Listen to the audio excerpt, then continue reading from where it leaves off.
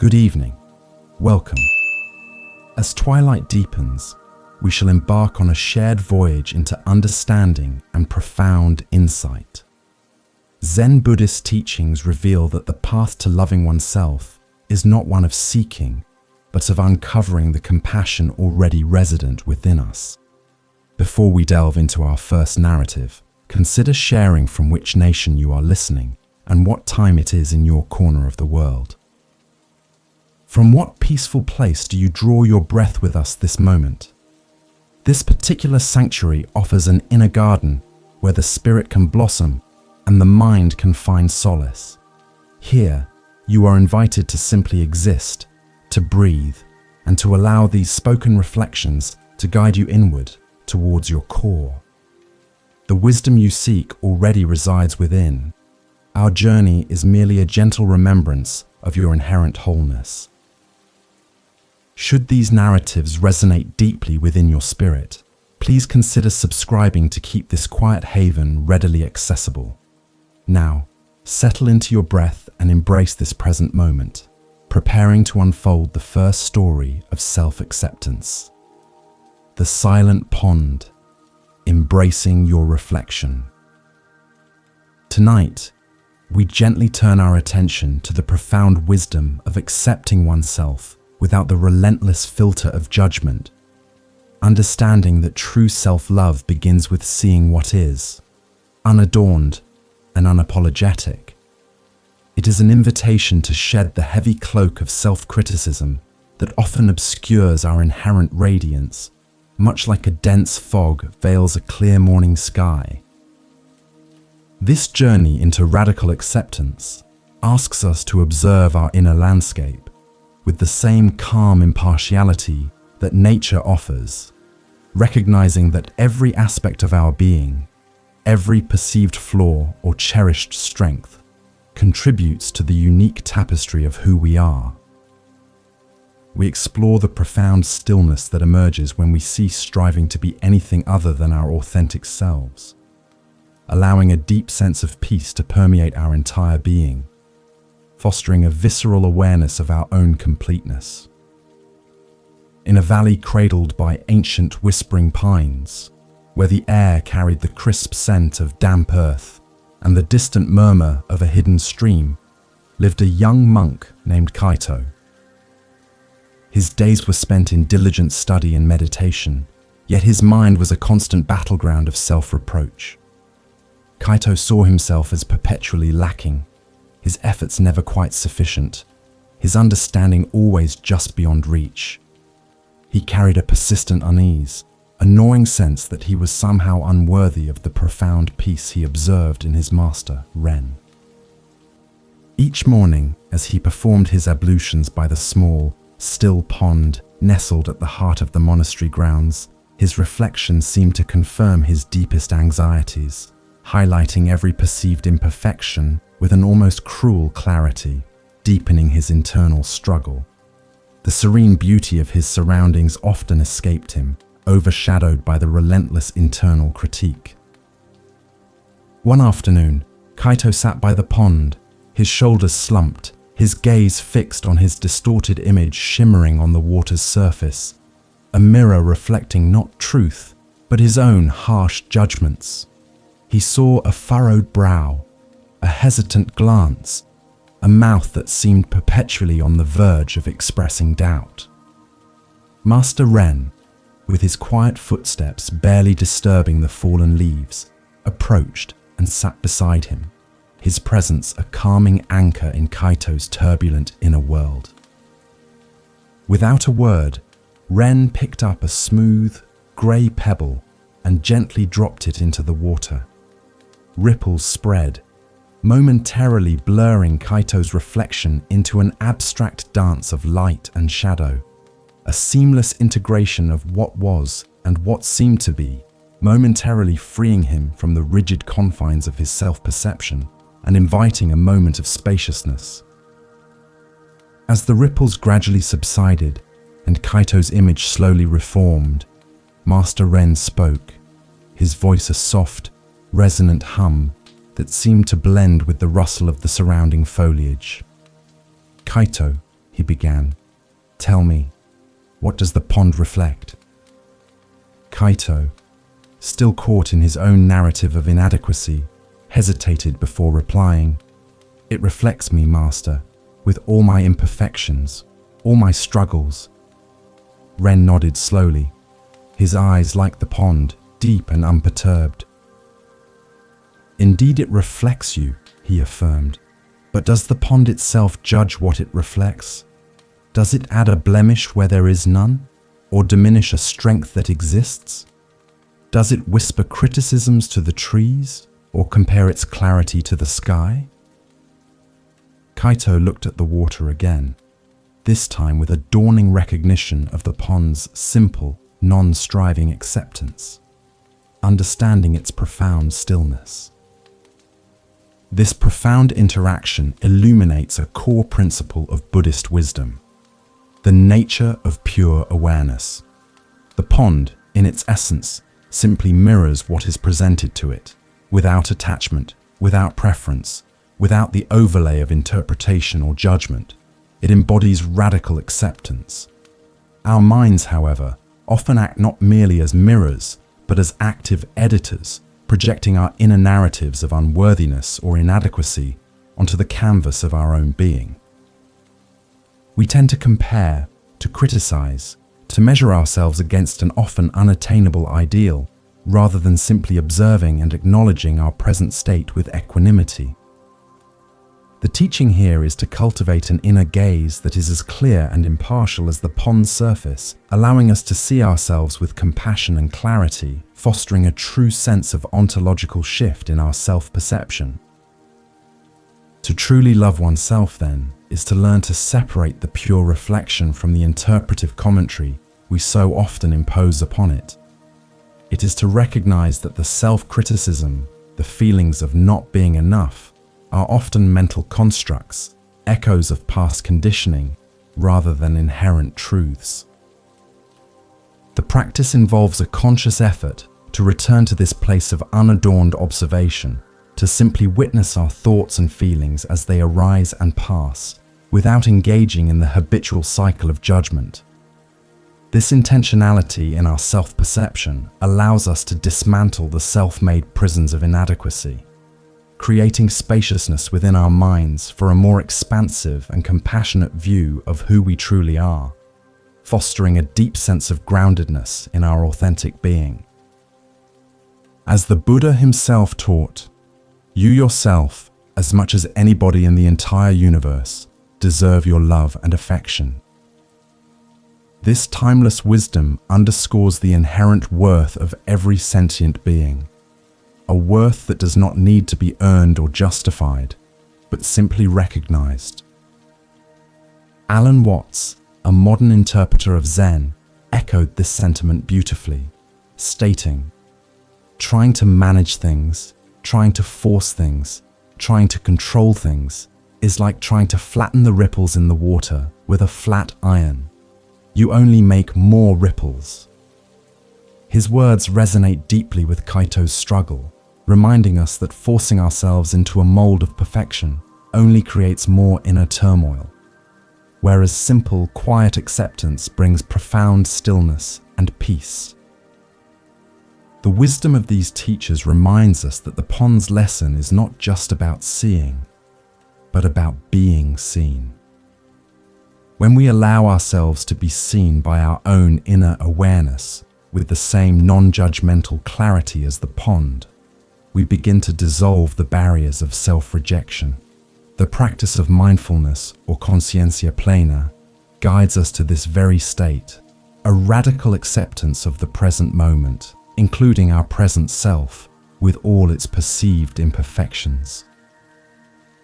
It is an embodiment of the truth that our value is intrinsic, not conditional upon external achievements or the approval of others, and certainly not dependent on our own often harsh internal critic. This realization brings an immense sense of cognitive ease and inner liberation. Kaito, watching the perfectly still water now, felt a profound shift within his being. He understood with a clarity that resonated deep in his bones. The pond did not care if he was a great monk or a humble one. It simply reflected his form, allowing him to perceive himself without the heavy, often distorting burden of his own internal narrative. This revelation brought an immense sense of relief, a lightness he hadn't known in years, like a long-held breath finally released. He began to practice seeing himself as the pond saw him, a natural phenomenon, simply existing in the present moment, deserving of quiet observation rather than relentless critique. This profound shift in perception was not an immediate dramatic transformation, but it was a significant beginning, a tender seed of self-compassion carefully planted in fertile ground, promising future growth and a deeper sense of inner peace. He realized that the authentic path to loving himself was not about changing what he saw, but fundamentally changing how he chose to see, fostering a new perspective. As Kaito continued his journey of internal observation, he came to understand that self-love is not about achieving perfection, but about embracing the intricate, sometimes messy, beauty of one's entire being. It is a continuous process, much like an artisan weaving a grand tapestry, where every thread, every knot, every slight deviation from an imagined ideal contributes to the unique and complete masterpiece. With this newfound understanding, he began to perceive the true artistry in his own unfolding life, recognizing that even the most unexpected threads hold a purpose. Let us now, as Kaito did, prepare to explore this very notion of finding inherent beauty in the unfinished and the imperfect, understanding how every perceived flaw can, in fact, enrich the grand design of our existence. The weaver's unfinished tapestry. Imperfection as beauty. Tonight, we embrace the profound wisdom of finding peace within our perceived imperfections and the inherent incompleteness of our journey. We often strive for an elusive perfection, an immaculate state where no flaw exists, believing that only then can we truly be worthy of love and acceptance. Yet, Buddhist teachings gently guide us to a different perspective, suggesting that true beauty, and indeed true self-love, often resides not in the absence of flaws, but in the unique texture and character that these very imperfections impart. This narrative invites us to look beyond the surface, to see the intricate patterns of our lives, acknowledging that every knot, every loose thread, every unexpected turn contributes to the rich, authentic design of our being, fostering a deep sense of radical acceptance for our entire self, leading to profound stillness. In a sun-dappled studio nestled amidst rolling hills, where the air hummed with the gentle click of a loom and the scent of natural fibers, lived Ilara, a weaver of extraordinary skill. Her tapestries were renowned for their intricate patterns and vibrant colors, each piece a testament to her meticulous craftsmanship. However, Ilara held herself to an impossibly high standard, often spending weeks agonizing over a single thread. She was currently working on her grandest piece yet, a breathtaking landscape depicting a tranquil forest, but her heart was heavy. A tiny, almost imperceptible knot had formed in a delicate section of emerald green, disrupting the smooth flow of the design, causing her immense distress and a feeling of profound inadequacy. Ilara's gaze lingered on the small knot, feeling a familiar wave of self-reproach wash over her. It was a minuscule imperfection, barely visible to an untrained eye, yet to her, it was a glaring flaw, a symbol of her failure to achieve the flawless perfection she so desperately craved. She considered unraveling hours of work, even days, just to correct this one tiny deviation. The thought of presenting an imperfect piece filled her with dread, convinced it would diminish the entire work, and by extension, her own worth as an artisan. This relentless pursuit of an unblemished ideal often overshadowed the joy she once found in the creative process itself, eroding her sense of self-compassion and inner peace, leaving her feeling perpetually on edge. An elder, Lyra, whose hands bore the wisdom of countless years spent with thread and loom, entered the studio, her footsteps soft as falling leaves. Lyra observed Alara's distressed expression and the fixed, almost mournful stare at the small knot. With a gentle smile, Lyra sat beside her, her presence emanating a calm, grounded stillness. She reached out a hand, not to undo the knot, but to lightly trace its raised texture with her finger, her touch conveying a deep sense of understanding and acceptance. The gentle pressure of Lyra's touch on the fabric seemed to transmit a quiet message of reassurance, a subtle invitation to see beyond the immediate perception of error, offering a different perspective, an embodiment of wisdom.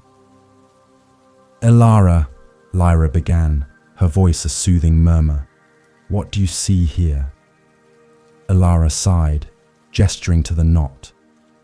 "A mistake, Master Lyra, a flaw that mars the beauty of the whole, a sign of my own failing." Lyra shook her head slowly, her eyes twinkling with a profound insight. "No, my dear," she corrected softly. "I see not a flaw, but a moment of unique character.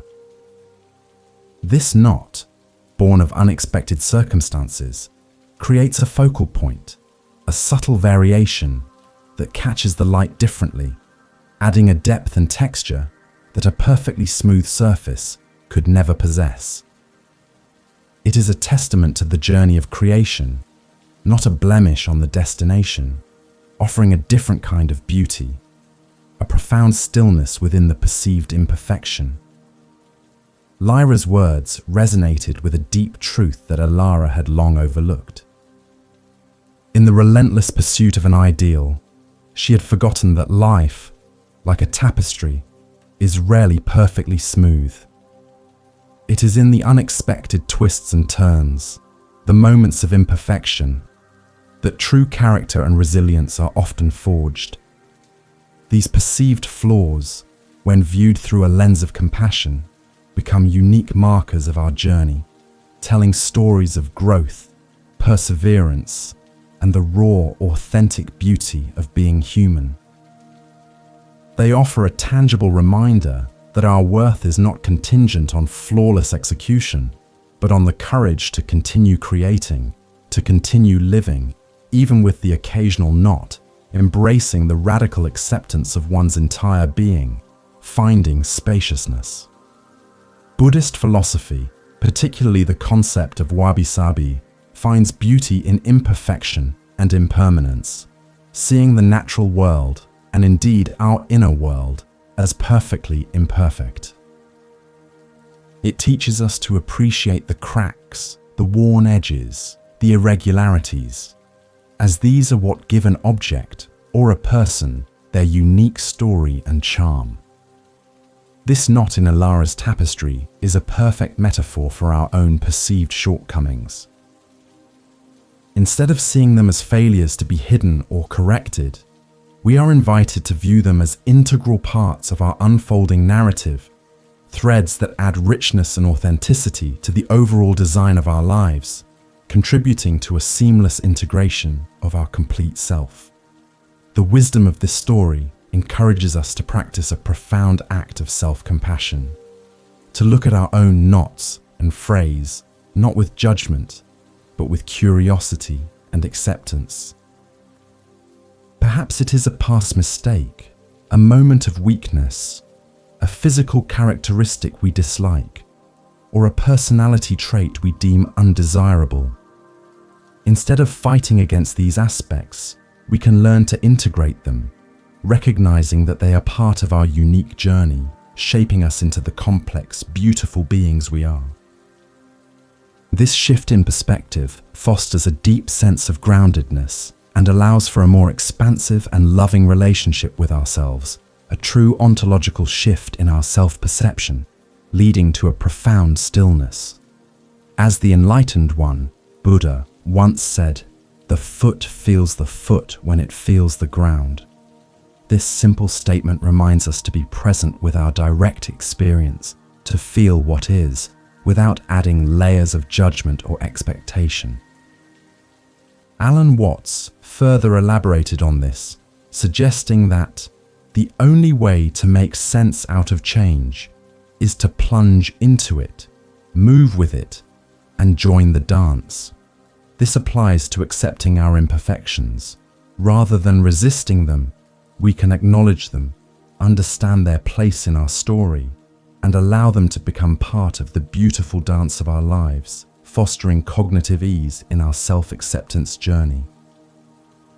Elara sat for a long time, tracing the knot, but this time her touch was gentle, almost reverent.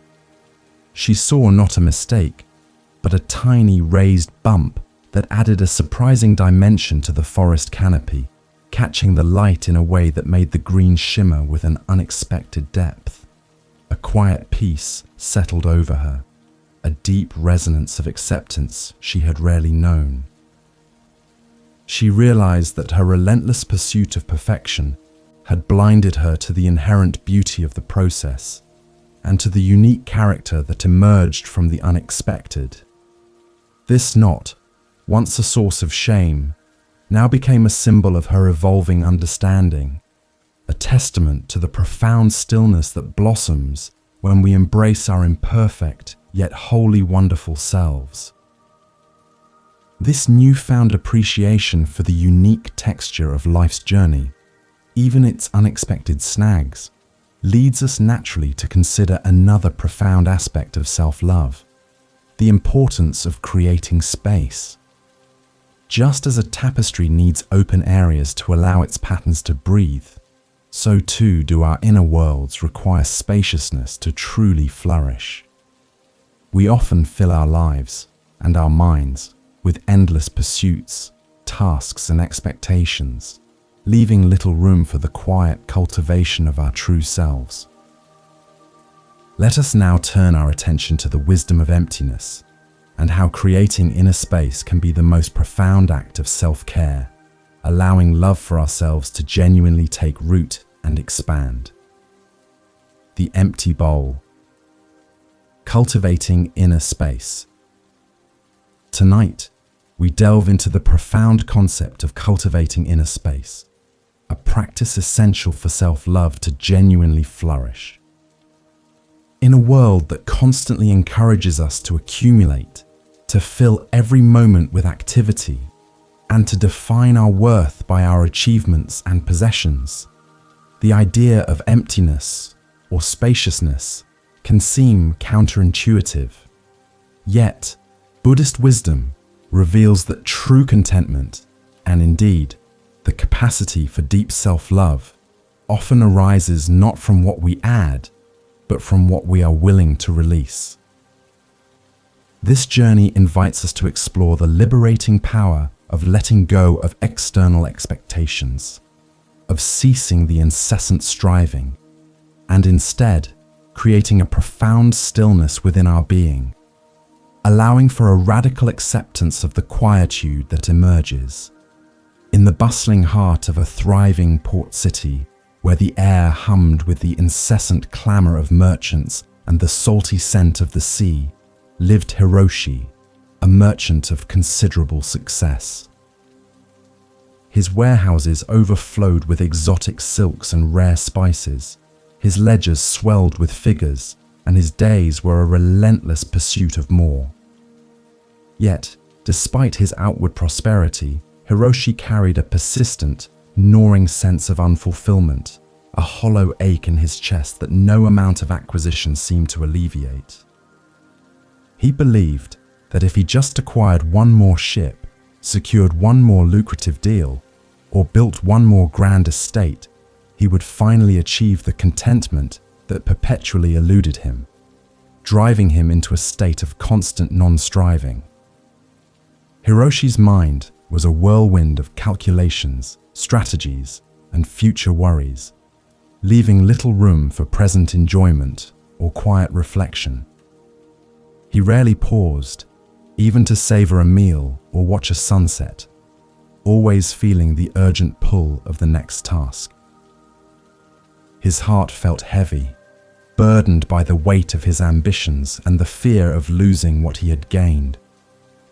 He saw his life as a vessel that constantly needed filling, believing that true happiness lay in the abundance of its contents. This constant external focus created a deep internal disquiet, a lack of groundedness that left him feeling perpetually adrift, despite his material wealth, unable to experience profound stillness. One sweltering afternoon, exhausted and disheartened after a particularly challenging negotiation, Hiroshi sought refuge in a quiet tea house on the city's outskirts. There, he encountered Akemi, a humble Zen practitioner known for her serene presence and simple way of life. Akemi, with her calm demeanor and eyes that held the depth of ancient wisdom, listened patiently as Hiroshi recounted his struggles, his endless striving, and his profound sense of emptiness despite his material success. Her presence alone seemed to create a pocket of quiet in the bustling world, offering a moment of true spaciousness. After Hiroshi finished speaking, Akemi offered him a simple, unadorned ceramic bowl, its surface cool and smooth against his hands, its interior perfectly empty. "Hiroshi," she said, her voice soft yet clear, "your bowl is overflowing, yet your spirit feels empty." Perhaps the path to true fulfillment lies not in filling what is already full, but in appreciating the sacredness of what is empty. She gestured to the bowl, inviting him to truly experience its quiet presence, its capacity for holding, and its perfect sufficiency in its present state. A powerful lesson in intentionality. This simple act of offering an empty bowl resonated deeply with Hiroshi, stirring something within him that his vast possessions never could. Buddhist teachings often use the metaphor of the empty bowl or the empty cup to illustrate the necessity of clearing our internal space. If our cup is already full, there is no room for anything new to enter, no space for fresh insights, for compassion, or indeed for self-love to take root.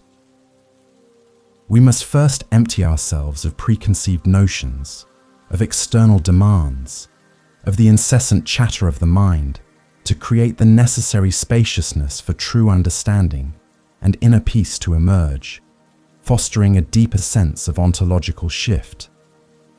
To cultivate this inner spaciousness is to engage in a practice of intentional letting go. It means releasing the need to constantly be doing, to constantly be achieving, or to constantly be proving one's worth. It is a radical act of self-love, allowing ourselves to simply be, without agenda or external validation. When we create this internal quietude, we make room for a profound stillness to settle within, a stillness that is not an absence, but a rich, fertile ground from which genuine self-acceptance and compassion can organically grow. This practice fosters a deep sense of embodied awareness, connecting us to our core. The Buddha taught, the root of suffering is attachment. While often interpreted in terms of material possessions, this also applies to our attachment to ideas of who we should be, to past narratives, and to the relentless pursuit of external validation. Alan Watts further illuminated this by stating, "You are a function of what the whole universe is doing, in the same way that a wave is a function of what the whole ocean is doing." Ooh, his words remind us that we are already complete, already part of something vast and perfect, and that our constant striving to fill ourselves is often a misunderstanding of our inherent wholeness, a lack of cognitive ease in simply being. The empty bowl represents not a void, but a boundless potential, a receptive container. It is a symbol of presence, of being fully here, now, without the need for external input to define our value. When we embrace this emptiness, we discover that the true source of love and contentment resides not in the things we accumulate, but in the spaciousness of our own being. It is in this quiet, open space that we can finally hear the whispers of our own heart, recognize our inherent worth, and allow self-love to blossom authentically, creating a powerful resonance within. Hiroshi held the empty bowl, feeling its cool, smooth ceramic, and for the first time in years, he felt a profound sense of lightness. The clamor of the city seemed to recede, and the anxious hum in his mind softened. He realized that his relentless pursuit of external wealth had created an internal poverty, a lack of space for his own spirit to breathe. Akemi's simple gesture had opened his eyes to the profound truth. Contentment was not about having more, but about needing less, about appreciating the inherent sufficiency of the present moment and the boundless space within. He began to practice moments of intentional emptiness each day, finding a new groundedness. As Hiroshi learned to appreciate the profound sufficiency of the empty bowl, he discovered that true self-love blossoms in the spaciousness created when we release external pressures.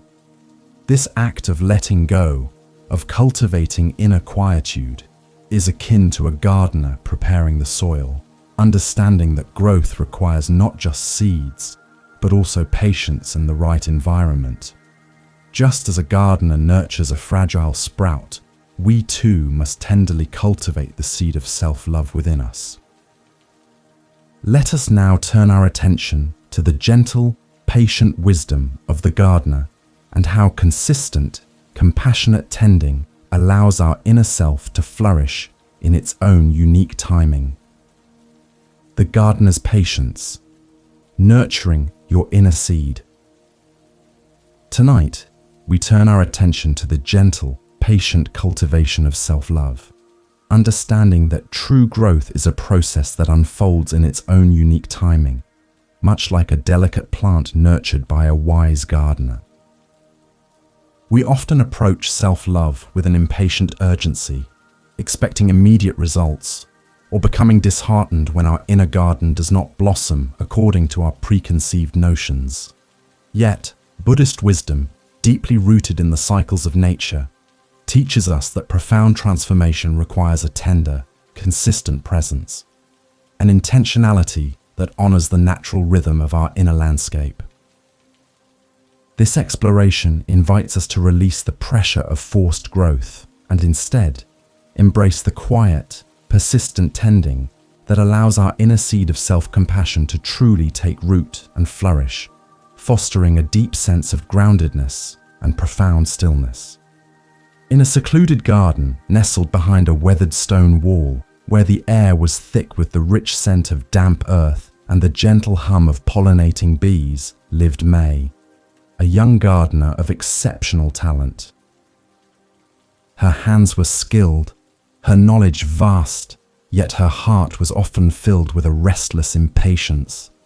She poured her energy into her plants, meticulously caring for them, but when a rare orchid, which she had painstakingly cultivated, did not bloom as quickly as she wished, a wave of frustration would wash over her. She would fret over its closed bud, questioning her own abilities, convinced that if she just tried harder, pushed more, the flower would surely appear, embodying a profound lack of non-striving. May observed her orchid daily, sometimes hourly, her gaze a mixture of hope and exasperation. The delicate, almost translucent leaves were vibrant, the stem strong, yet the bud remained tightly furled, a silent defiance to her desires. She had provided the perfect light, the ideal humidity, the precise nutrients, but the orchid seemed to operate on a different clock. This perceived delay fueled her inner critic, whispering doubts about her competence, eroding her sense of self-worth as a gardener. She saw the orchid's lack of bloom as a personal failing, rather than a natural unfolding, preventing her from experiencing any true spaciousness or cognitive ease.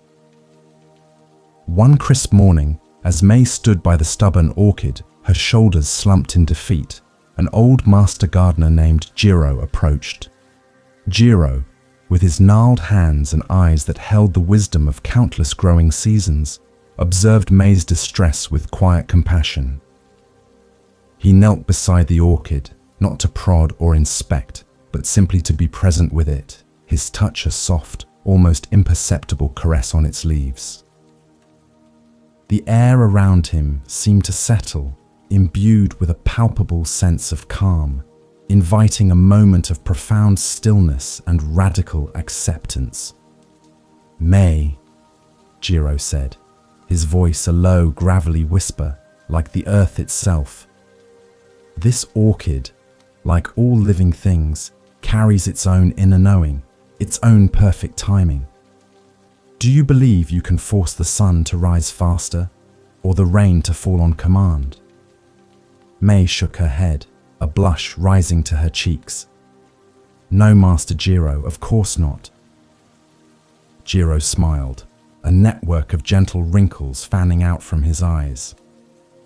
"Then why do you demand of this precious life, and of yourself, a pace that is not its own?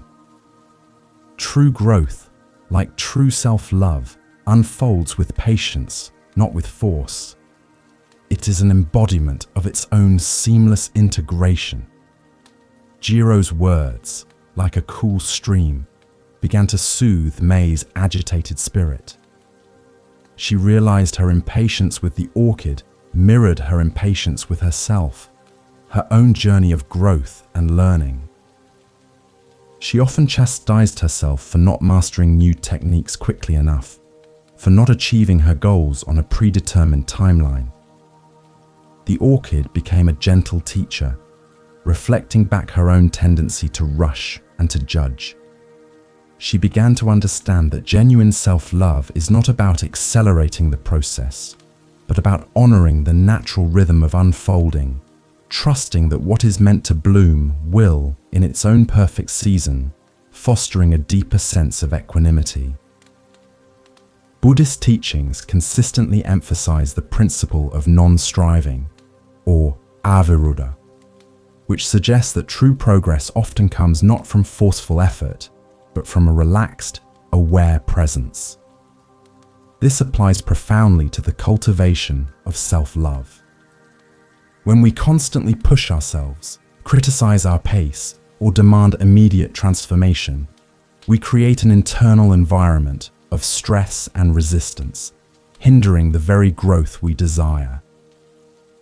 Instead, the path of self-compassion invites us to approach our inner landscape with the gentle hands of a gardener, understanding that some seeds lie dormant for longer, some blossoms take more time to unfurl, and each stage of development holds its own inherent beauty and wisdom. This intentionality is key.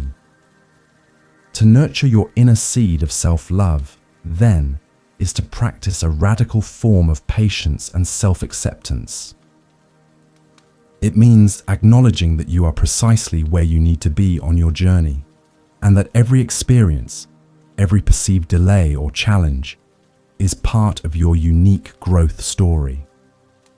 It is about offering yourself the same tenderness and understanding you would offer a beloved plant, ensuring it has the right conditions to thrive, but trusting its innate wisdom to bloom when it is ready. This approach fosters a deep sense of groundedness, connecting you to your authentic self and allowing for a profound ontological shift in your self-perception, leading to a deep resonance. As the enlightened one, Buddha, wisely observed, Do not dwell in the past. Do not dream of the future. Concentrate the mind on the present moment. This timeless counsel speaks directly to the gardener's patience, reminding us that the most effective way to nurture growth is to be fully present with what is, rather than being consumed by what is not yet. Alan Watts further elaborated, "Muddy water is best cleared by leaving it alone." His words beautifully illustrate that sometimes the most profound action we can take in our self-love journey is to simply step back, trust the process, and allow the inherent wisdom of our being to unfold without interference, promoting cognitive ease. May continued to tend her orchid, but now with a newfound gentleness, her heart filled not with impatience, but with a quiet reverence for its unique pace. She spoke softly to it, watered it mindfully, and simply observed, trusting its inner wisdom. And in time, when the season was just right, the orchid slowly, magnificently, unfurled its exquisite petals, a testament to the power of patient, compassionate care. Me understood then that self-love was not a destination to be rushed, but a continuous, unfolding process, deeply rooted in the present moment, much like the silent, enduring strength that lies hidden beneath the surface of the earth, waiting to be recognized. This profound lesson in patience and the inherent timing of growth naturally leads us to consider the hidden strengths that reside within us, much like a majestic mountain often obscured by mist. We often focus on what we lack, on the visible challenges, failing to recognize the immense resilience and power that forms our very foundation. Just as a traveler might feel lost in a fog, unaware of the towering presence beside them, we too can sometimes be blind to our own innate capacities. Let us now explore the wisdom of the unseen mountain and how recognizing our inherent strength is a cornerstone of true and abiding self-love. The unseen mountain. Recognizing your inherent strength. Tonight, we embark on a journey to discover and acknowledge our innate resilience and unwavering strength, qualities that often lie hidden beneath layers of self-doubt or external circumstances. In our daily lives, we can sometimes feel lost or vulnerable, much like a traveler caught in a dense fog, unaware of the immense power that resides within our very core. Buddhist teachings gently guide us to look beyond the immediate challenges and distractions, inviting us to recognize that we are fundamentally grounded in an enduring strength, a steadfastness that is always present, regardless of the outer turmoil. This exploration fosters a deep sense of groundedness, encouraging an embodiment of our true powerful self, leading to profound stillness. Amidst a vast, sprawling wilderness, where the air hung heavy with the cool, damp mist and the faint, earthy scent of pine, a traveler named Ben felt utterly lost. The fog was so thick that it obscured everything beyond a few paces, turning familiar paths into disorienting labyrinths. Ben, usually a confident and seasoned explorer, felt a profound sense of vulnerability wash over him. He stumbled over unseen routes, his heart pounding with anxiety, convinced he was adrift in an endless, featureless expanse. He focused intensely on his immediate surroundings, the swirling grey, the dampness clinging to his clothes, completely unaware of the magnificent truth that lay just beyond his limited perception, a lack of spaciousness in his current state. Ben's mind raced with worries. Had he strayed too far from the trail? Would the fog lift before nightfall? His internal dialogue was a cascade of what-ifs and I should-haves, each thought adding to his sense of powerlessness. He felt small and insignificant against the overwhelming blanket of mist, believing himself to be weak and incapable of navigating this unexpected challenge. The familiar landmarks, the distant calls of birds, the comforting sound of a flowing stream were all swallowed by the impenetrable haze, leaving him feeling utterly disconnected from any sense of direction or inherent capability, eroding his cognitive ease. Suddenly, a voice, calm and steady, cut through the silence. "Do not fear, traveler. You are not lost, merely veiled."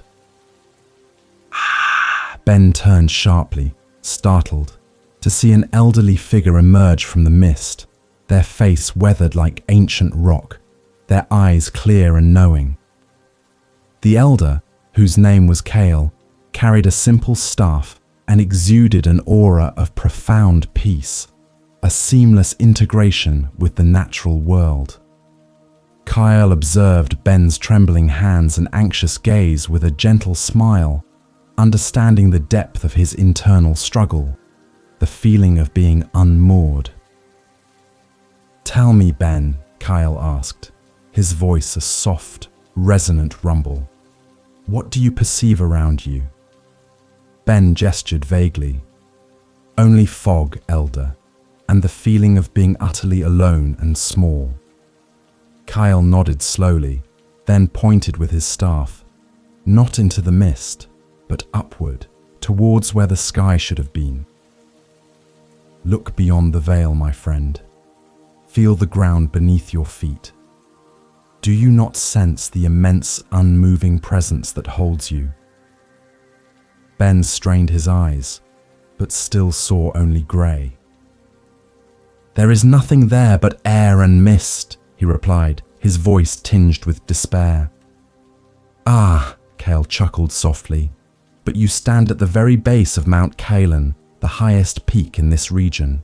You are not lost, you are profoundly supported." Kale's words were a revelation. Ben had heard tales of Mount Kalen, a legendary peak, but had never imagined he was standing upon its very foundation. The fog had completely obscured its majestic presence, yet its immense, unyielding strength had been beneath his feet all along. This powerful metaphor speaks to our own inherent strength. We often become so consumed by the fog of our daily anxieties, our self-doubts, or external challenges that we lose sight of the colossal resilience that forms our very being. Our internal mountain, our boundless capacity for endurance and wisdom, remains steadfast, even when we cannot see it, an embodiment of radical acceptance. Buddhist teachings emphasize our innate Buddha nature, the inherent wisdom and compassion that resides within every being. This is our unseen mountain, an unwavering core of strength and potential that cannot be diminished by external circumstances or temporary setbacks. Recognizing this innate power is a profound act of self-love. It is understanding that even in moments of perceived weakness or vulnerability, the foundation of our being remains solid and true. This realization brings a deep sense of equanimity, allowing us to navigate life's challenges with a newfound sense of confidence and groundedness, fostering an intentionality in our self-perception. To cultivate this awareness of your unseen mountain, practice moments of quiet reflection. Feel the solidity of the earth beneath you, the steady rhythm of your breath, the unwavering beat of your heart. These are tangible anchors to your inherent strength. When doubts arise, or when the fog of anxiety descends, gently remind yourself that beneath all the transient conditions, there is an enduring, powerful presence within you, a core of resilience that has carried you through every challenge you have ever faced. This recognition is a profound ontological shift, allowing for a deeper resonance within your being, fostering true cognitive ease. As the enlightened one Buddha taught, the mind is everything, what you think you become. This timeless wisdom underscores the power of our perception. If we believe we are weak and lost, we will feel that way. If we recognize our inherent strength, it begins to manifest. Alan Watts further articulated this by saying, "You are the universe experiencing itself." His words remind us that we are not separate from the immense power of existence, but an integral part of it. Our strength is not something we acquire, it is something we remember, something we uncover from beneath the layers of forgetfulness, leading to profound stillness. Ben closed his eyes, taking a deep breath, and for the first time, he felt the immense, solid presence of the mountain beneath his feet. He could not see it, but he could feel its unyielding strength, its quiet power. A wave of calm washed over him, replacing his fear with a profound sense of groundedness. He realized that his strength was not dependent on clear skies or easy paths, but was an inherent part of who he was, always present, always supportive. He opened his eyes, and though the fog still swirled, his inner landscape had cleared. He knew he was not lost. He was simply on a journey of rediscovery, connected to an unwavering source of power.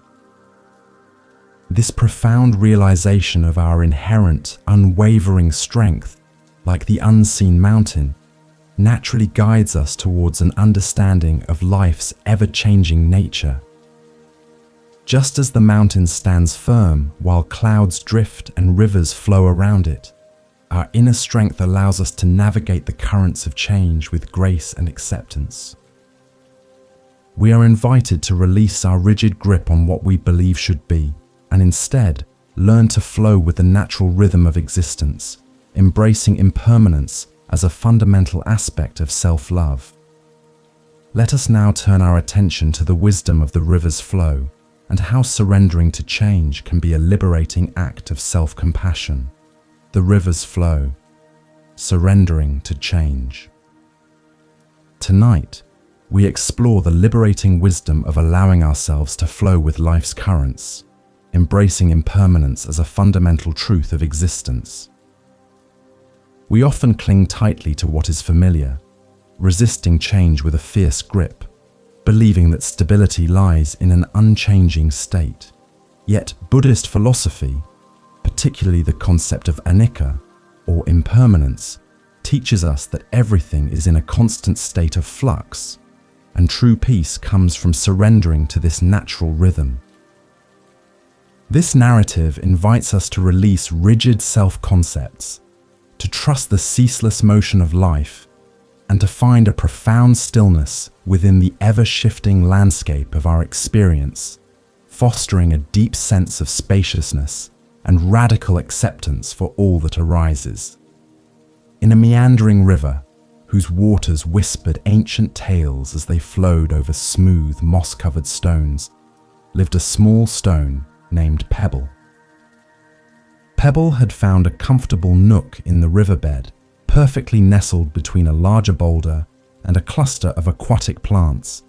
He clung fiercely to his spot, fearing the relentless current that ceaselessly pushed past him. Every time the water intensified, threatening to dislodge him, Pebble would dig his edges deeper into the sand, convinced that any movement from his familiar place would lead to an unknown and terrifying fate, a profound lack of non-striving in his adherence to stillness. Pebble spent his days in a state of quiet anxiety, constantly aware of the river's powerful flow, yet resisting its embrace. He observed other pebbles and smooth, rounded stones being carried downstream, their forms gradually softened and shaped by the journey, and he felt a pang of fear mixed with a strange envy. He believed that his identity, his very existence, was inextricably linked to his fixed position. This rigid attachment to his current state prevented him from experiencing the fluid beauty of the river, from feeling the gentle caress of the water or the warmth of the sun dappling through the surface, eroding his cognitive ease. One afternoon, as the river swelled with recent rains, a long, slender willow branch, detached from its parent tree upstream, drifted gently past Pebble. The branch, smooth and supple, seemed to dance effortlessly with the current, bending and swaying with an elegant grace that caught Pebble's attention. It brushed lightly against his rigid form, a soft, fleeting touch that carried a hint of profound stillness and effortless movement. Pebble, momentarily distracted from his fear, felt a curious sensation, a fleeting glimpse of a different way of being, a life lived in harmony with the current. The willow branch, sensing Pebble's internal struggle, paused for a moment, caught against a submerged root. "Little one," it whispered, its voice a soft rustle of leaves, "why do you resist the river's song? It is not a force to be feared, but a dance to be joined. To surrender is not to lose yourself, but to discover the boundless beauty of your own transformation. The river knows where it is going, and it carries all who trust its flow to new shores, new perspectives, a seamless integration into the larger design." Pebble listened, his tiny form trembling slightly, a flicker of intentionality stirring within him. The willow branch's words were a revelation to Pebble. He had always viewed the river as an adversary, a threat to his stability. Now, he began to see it as a wise guide, a constant force of change that, when embraced, could lead to unforeseen beauty. He understood that his resistance was the source of his suffering, not the river itself. His rigid grip on his current position had prevented him from experiencing the liberating freedom of movement, the gentle shaping that comes from flowing with life, fostering a deeper sense of equanimity and acceptance. Buddhist philosophy teaches that everything is in a state of impermanence, anicca. Our bodies change, our thoughts change, our emotions change, and the world around us changes constantly. Clinging to the illusion of permanence, to rigid self-concepts, or to fixed outcomes, inevitably leads to suffering. True self-love, then, is an act of surrendering to this fundamental truth. It is learning to trust the flow of life, to move with its currents rather than fighting against them, knowing that our essential self, like the river's source, remains untouched by the ever-changing surface. This practice fosters a deep sense of groundedness.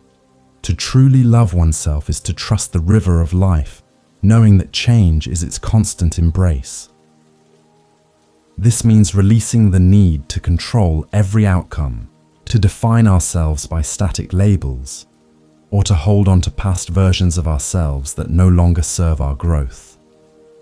It is about practicing a visceral awareness of the present moment, allowing each experience to wash over us, shaping us gently rather than clinging to what was or fearing what might be. This radical acceptance of impermanence creates a profound stillness within, a spaciousness where true self-compassion can flourish, leading to a profound ontological shift in our perception. As the enlightened one, Buddha, taught, all composite things are impermanent. Strive with diligence. This does not mean striving against change, but striving to understand and accept its nature. Alan Watts, a profound interpreter of Eastern philosophy, beautifully articulated this by stating, "The only way to make sense out of change is to plunge into it, move with it, and join the dance." His words echo the willow branch's wisdom, encouraging us to embrace the dynamic flow of existence, to see ourselves not as static entities, but as ever-evolving beings, part of a larger, beautiful, and ceaseless dance, promoting cognitive ease. Pebble, inspired by the willow branch, slowly, cautiously, began to relax his grip. He allowed the current to gently nudge him, to roll him slightly, feeling the smooth, cool water caress his entire surface. He was still in the riverbed, but now he was moving, albeit subtly, experiencing a freedom he had never known. He understood that his identity was not in his fixed position, but in his relationship with the river, in his ability to flow. A quiet joy bubbled within him, a deep resonance of peace that came from trusting the natural order of things, from surrendering to the wisdom of the ceaseless current, embracing the profound stillness of acceptance. This journey of surrendering to the river's flow, of allowing ourselves to be shaped by life's currents, is intrinsically linked to the way we speak to ourselves. Just as the river's gentle murmur can soothe, or its roar can overwhelm, our inner dialogue profoundly shapes our experience of self-love. If we are constantly resisting, constantly criticizing, we create an internal echo chamber of negativity. Let us now turn our attention to the power of our inner voice, exploring how the words we choose to speak to ourselves can either uplift and affirm, or diminish and disempower, much like an echo returning from a vast open valley. The echo in the valley. The power of self-talk. Tonight, we delve into the profound impact of our inner dialogue, understanding how the words we speak to ourselves, often unconsciously, shape our perception of self and our capacity for self-love.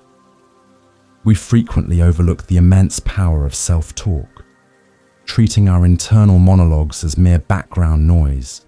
Yet these unspoken conversations are constantly sculpting our reality, influencing our emotions, and defining our sense of worth.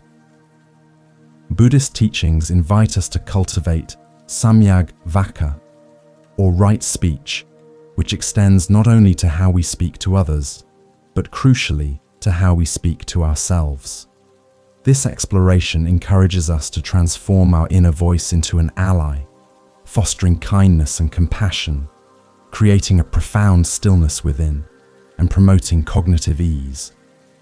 High in the remote, windswept mountains, where the air was crisp and thin, carrying the faint scent of wild herbs, lived Matteo, a solitary shepherd. His days were spent guiding his flock across vast open pastures, and his only companions were his loyal dog and the echoing silence of the immense valley below. Matteo, often isolated, had developed a habit of speaking aloud to himself, his thoughts and frustrations finding voice in the desolate landscape.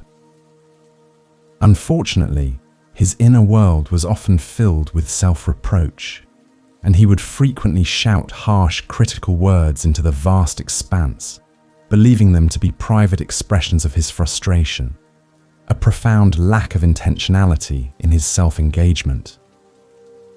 Matteo would often lament his perceived shortcomings, his mistakes, and the difficult circumstances of his solitary life, shouting phrases like, "You are so foolish.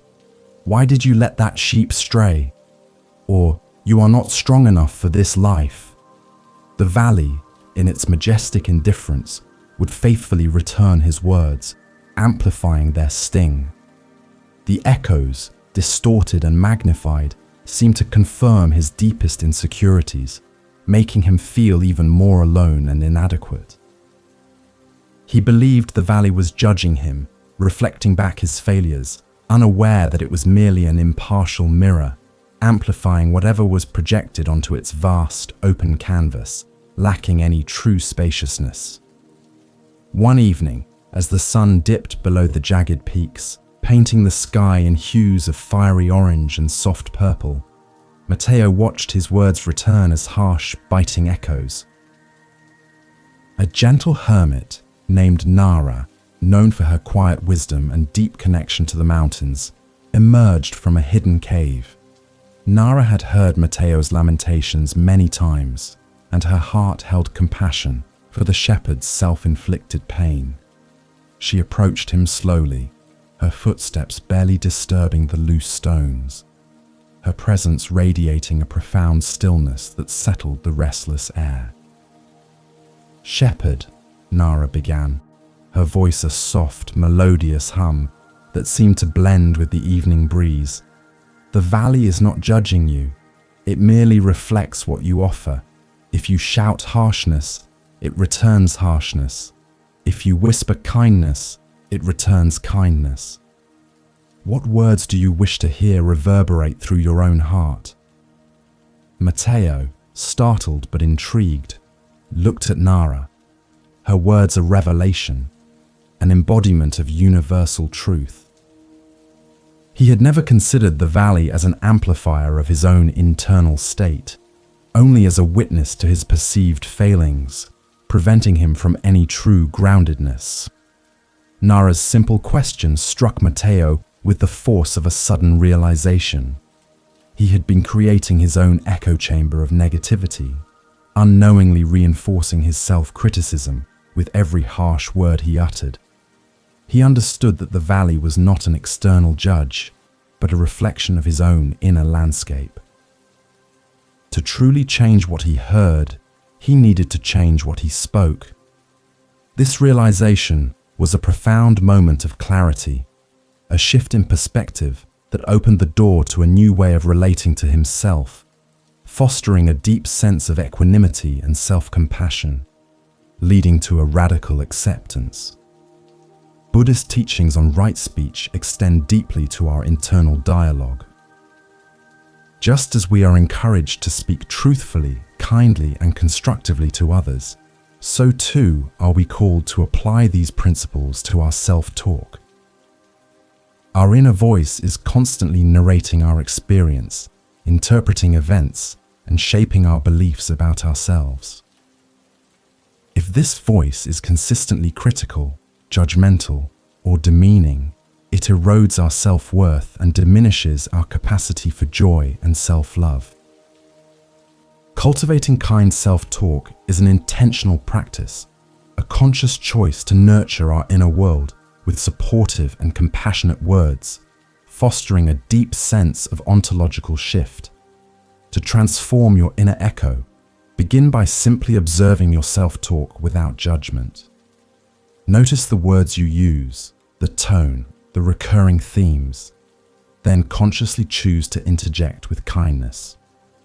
When a critical thought arises, gently reframe it. Instead of, "You are so foolish," try, "I am learning," and sometimes learning involves mistakes. This is not about denying reality, but about speaking to yourself with the same compassion and understanding you would offer a dear friend. This practice builds a foundation of self-love, creating a seamless integration of self-compassion into your daily life, leading to a deep resonance. As the enlightened one, Buddha, taught, conquer yourself, and you will conquer the world. This profound statement highlights the immense power of inner transformation. Alan Watts further articulated the importance of our inner landscape by saying, "Things are as they are. Looking out into the world, you find that things are as they are. And in the same way, looking into your own mind, you find that things are as they are." His words remind us that acceptance of what is, both externally and internally, is the first step towards true peace. Our self-talk can either resist what is, or embrace it with kindness, promoting cognitive ease. Matteo, with Nara's gentle guidance, began to practice speaking kindly into the valley. He started with simple affirmations: "I am doing my best," "I am strong," "I am learning." And slowly, miraculously, the valley began to return these gentle words, their echoes soft and comforting, resonating within his heart. He felt a newfound sense of peace and self-acceptance, realizing that the power to shape his inner world had always been within him. The valley had not changed, only his relationship to his own voice had. He understood that true self-love began with the gentle whispers he offered to himself, creating a profound stillness. This profound understanding of how our words shape our inner landscape, creating echoes of either affirmation or criticism, naturally leads us to consider the hidden aspects of ourselves. Just as the valley can seem dark and intimidating until light is cast upon it, we too have inner shadows, parts of ourselves we may fear or wish to hide. True self-love, however, invites us to acknowledge and integrate all aspects of our being, illuminating even the darkest corners with compassion. Let us now turn our attention to the wisdom of the illuminated lantern, and how shining light on our inner shadows is an essential step towards wholeness and radical self-acceptance. The illuminated lantern. Shining light on inner shadows. Tonight, we embark on a profound journey of acknowledging and integrating all parts of ourselves, even those aspects we deem difficult, unpleasant, or wish to keep hidden in the shadows. We often believe that self-love means embracing only our good qualities, pushing away or denying what we perceive as flaws. Yet, Buddhist wisdom teaches us that true wholeness, and indeed true self-compassion, arises from a radical acceptance of our entire being, a willingness to shine the light of awareness into every corner of our inner landscape. This narrative invites us to courageously illuminate our inner shadows, recognizing that they are not something to be feared, but integral parts of our unique, multifaceted self, fostering a deep sense of spaciousness and profound stillness. In the heart of an ancient, dimly lit temple, whose wooden beams creaked with centuries of whispered prayers and the air carried the faint scent of incense, lived Sora, a young acolyte. Sora was diligent in his duties, his heart earnest, yet he harbored a deep fear of the temple's dark corners, especially those hidden behind the towering statues of enlightened beings. He imagined unknown creatures lurking there, or perhaps reflections of his own deepest fears and insecurities. He meticulously kept the main hall brightly lit, but avoided venturing into the obscure recesses, believing that by ignoring them, they would cease to exist, a profound lack of intentionality in his self-exploration. Sora's fear of the dark corners extended to his inner world. He tried to suppress any thoughts or feelings he deemed negative or unworthy, such as moments of anger, envy, or self-doubt.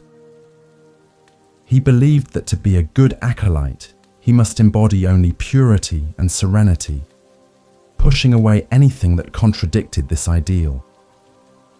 This constant internal struggle left him feeling fragmented and exhausted, perpetually on guard against his own perceived imperfections. He yearned for the unwavering peace he saw in the elder monks, yet felt a deep chasm between his idealized self and his actual complex experience, eroding his cognitive ease. One evening, as Sora hurried to light the last of the oil lamps in the main hall, he noticed an elder monk named Koji sitting in quiet meditation near one of the temple's most shadowed alcoves. Koji's face was serene, even in the dim light, and a single flickering lantern rested beside him, casting dancing shadows on the ancient stone walls. Sora hesitated, his fear of the dark corners momentarily eclipsed by curiosity and a deep respect for the elder's tranquil presence. He wondered what wisdom Koji found in such a seemingly forbidding place, a place he always avoided.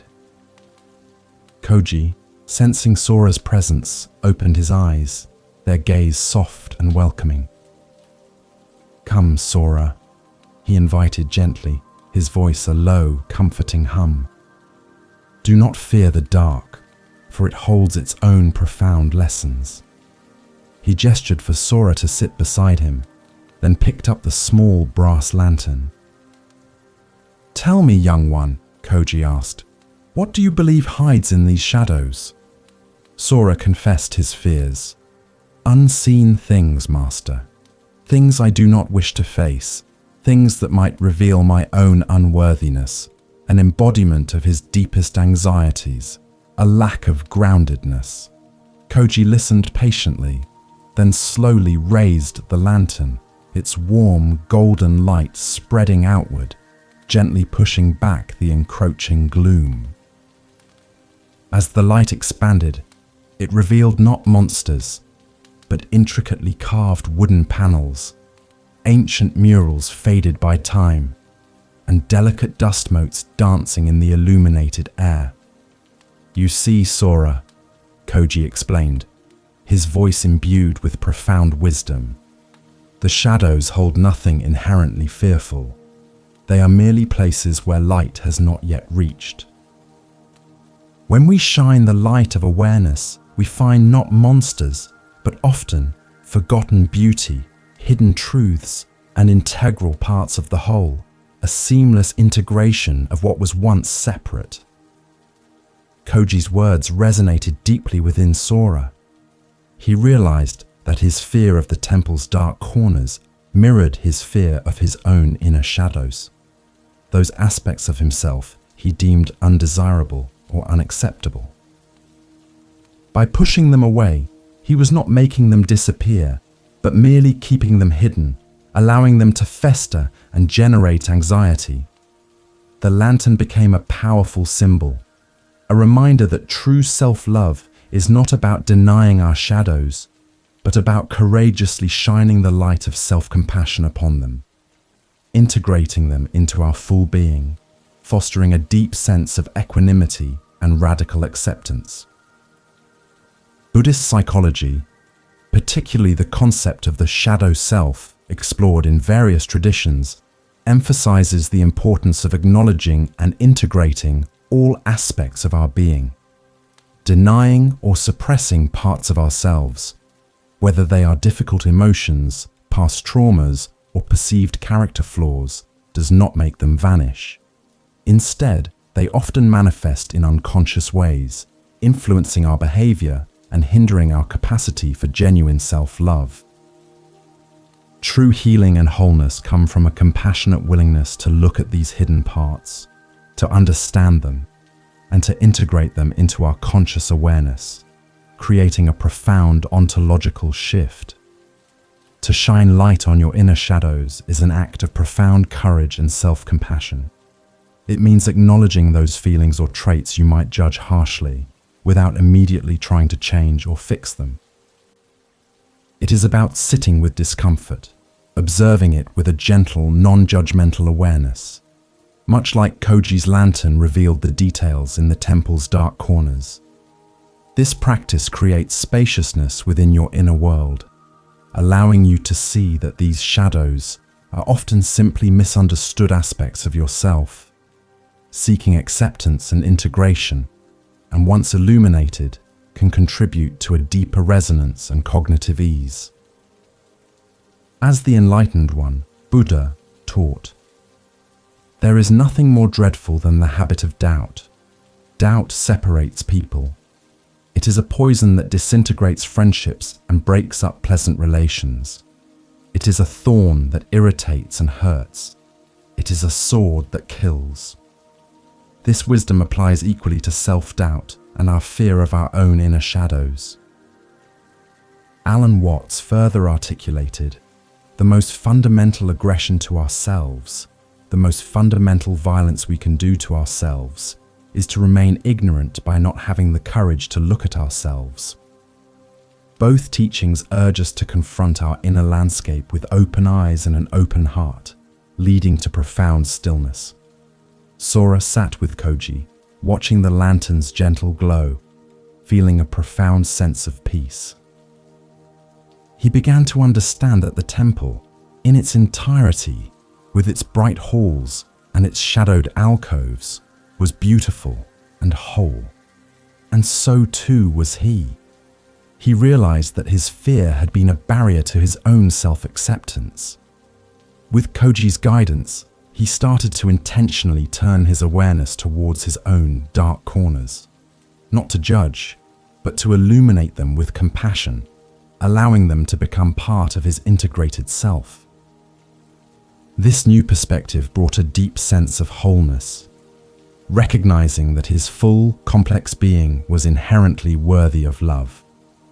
This profound realization that even our shadows hold forgotten beauty and are integral to our wholeness naturally leads us to consider the inherent purity that resides within us, much like a lotus unfurling from murky waters. Just as the lantern revealed beauty in the temple's dark corners, so too does our inner light reveal an untainted essence, regardless of the challenges or impurities of our external journey. We are invited to look beyond the surface, to recognize the innate goodness and perfection that remains untouched by life's vicissitudes. Let us now turn our attention to the wisdom of the unfurling lotus and how discovering our innate purity is a cornerstone of true and abiding self-love. The unfurling lotus, discovering innate purity. Tonight, we contemplate the profound wisdom of recognizing the inherent goodness and purity that resides within each of us, regardless of external circumstances or the perceived imperfections of our journey.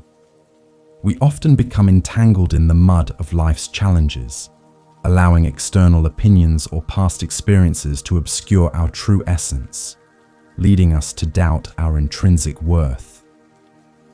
Yet, Buddhist teachings, particularly the symbolism of the lotus, gently remind us that our true nature is untainted and perfect, always capable of rising above adversity to reveal its inherent beauty. This narrative invites us to look beyond the murky surface, to trust in our own pure potential, fostering a deep sense of spaciousness and profound stillness. Deep within a murky pond, whose waters were thick with silt and decaying leaves, lay a small, unassuming lotus seed. The seed, though imbued with the potential for magnificent beauty, knew only the darkness and density of its surroundings. It heard the distant sounds of the world above, the chirping of birds, the gentle rustle of reeds, the occasional splash of a fish. Yet, it doubted its own capacity to reach that light, to transform into something beautiful. It saw only the mud, felt only the cool, silken pressure of the earth, and believed itself to be nothing more than a part of its murky environment, a profound lack of intentionality in its self-perception. The lotus seed carried a quiet despair, a heavy sense of insignificance. It observed the other inhabitants of the pond, the strong roots of ancient trees that anchored the banks, the swift darting fish, the vibrant green algae that coated the surface. It compared itself to them, feeling inadequate, believing it lacked the strength to push through the dense mud or the beauty to grace the sunlit air. This internal narrative of unworthiness kept it rooted in self-doubt, preventing it from accessing its innate potential, eroding its cognitive ease and preventing any true sense of groundedness. One day, a wise old carp, whose scales shimmered with the colors of the deep pond, swam gently past the lotus seed. The carp had witnessed countless seasons, seen many lotus seeds grow from darkness into light. Sensing the seed's quiet despair, the carp paused, its fins barely stirring the water, creating a subtle current that gently nudged the seed, a soft invitation to awaken to its true nature, an embodiment of gentle wisdom. "Little seed," the carp whispered, its voice a soft gurgle of bubbles. "Why do you doubt your own brilliance? You are not merely mud. You carry the blueprint of the most exquisite flower. The mud is not your prison, but your nourishment. It is from this very darkness that your strength will emerge, pushing you towards the light. Your purity is not something you acquire. It is what you already are, a seamless integration of potential and being." The carp's words resonated through the cool, dark water, a deep resonance of truth. The carp's words were a revelation to the lotus seed. It had always seen the mud as an impediment, a dirty obstacle to overcome. Now, it began to understand that the mud was, in fact, essential nourishment, the very substance that would fuel its ascent. The darkness was not a punishment, but a womb of potential. It realized that its purity was not dependent on its environment, but was an inherent quality, an unyielding truth that resided within its core. This profound shift in perspective brought a surge of energy, a quiet determination to begin its journey upward, fostering a deep sense of equanimity.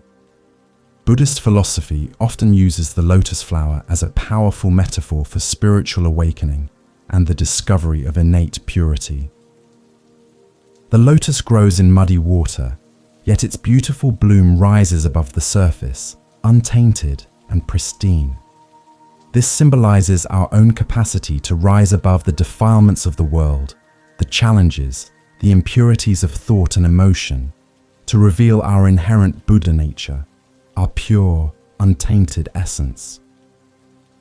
It teaches us that our past, our struggles, or our perceived flaws do not define our fundamental worth or purity, but can, in fact, be the very ground from which our growth emerges, a radical acceptance of our journey. To discover your innate purity is to engage in a profound act of self-love, recognizing that your worth is not conditional, but intrinsic.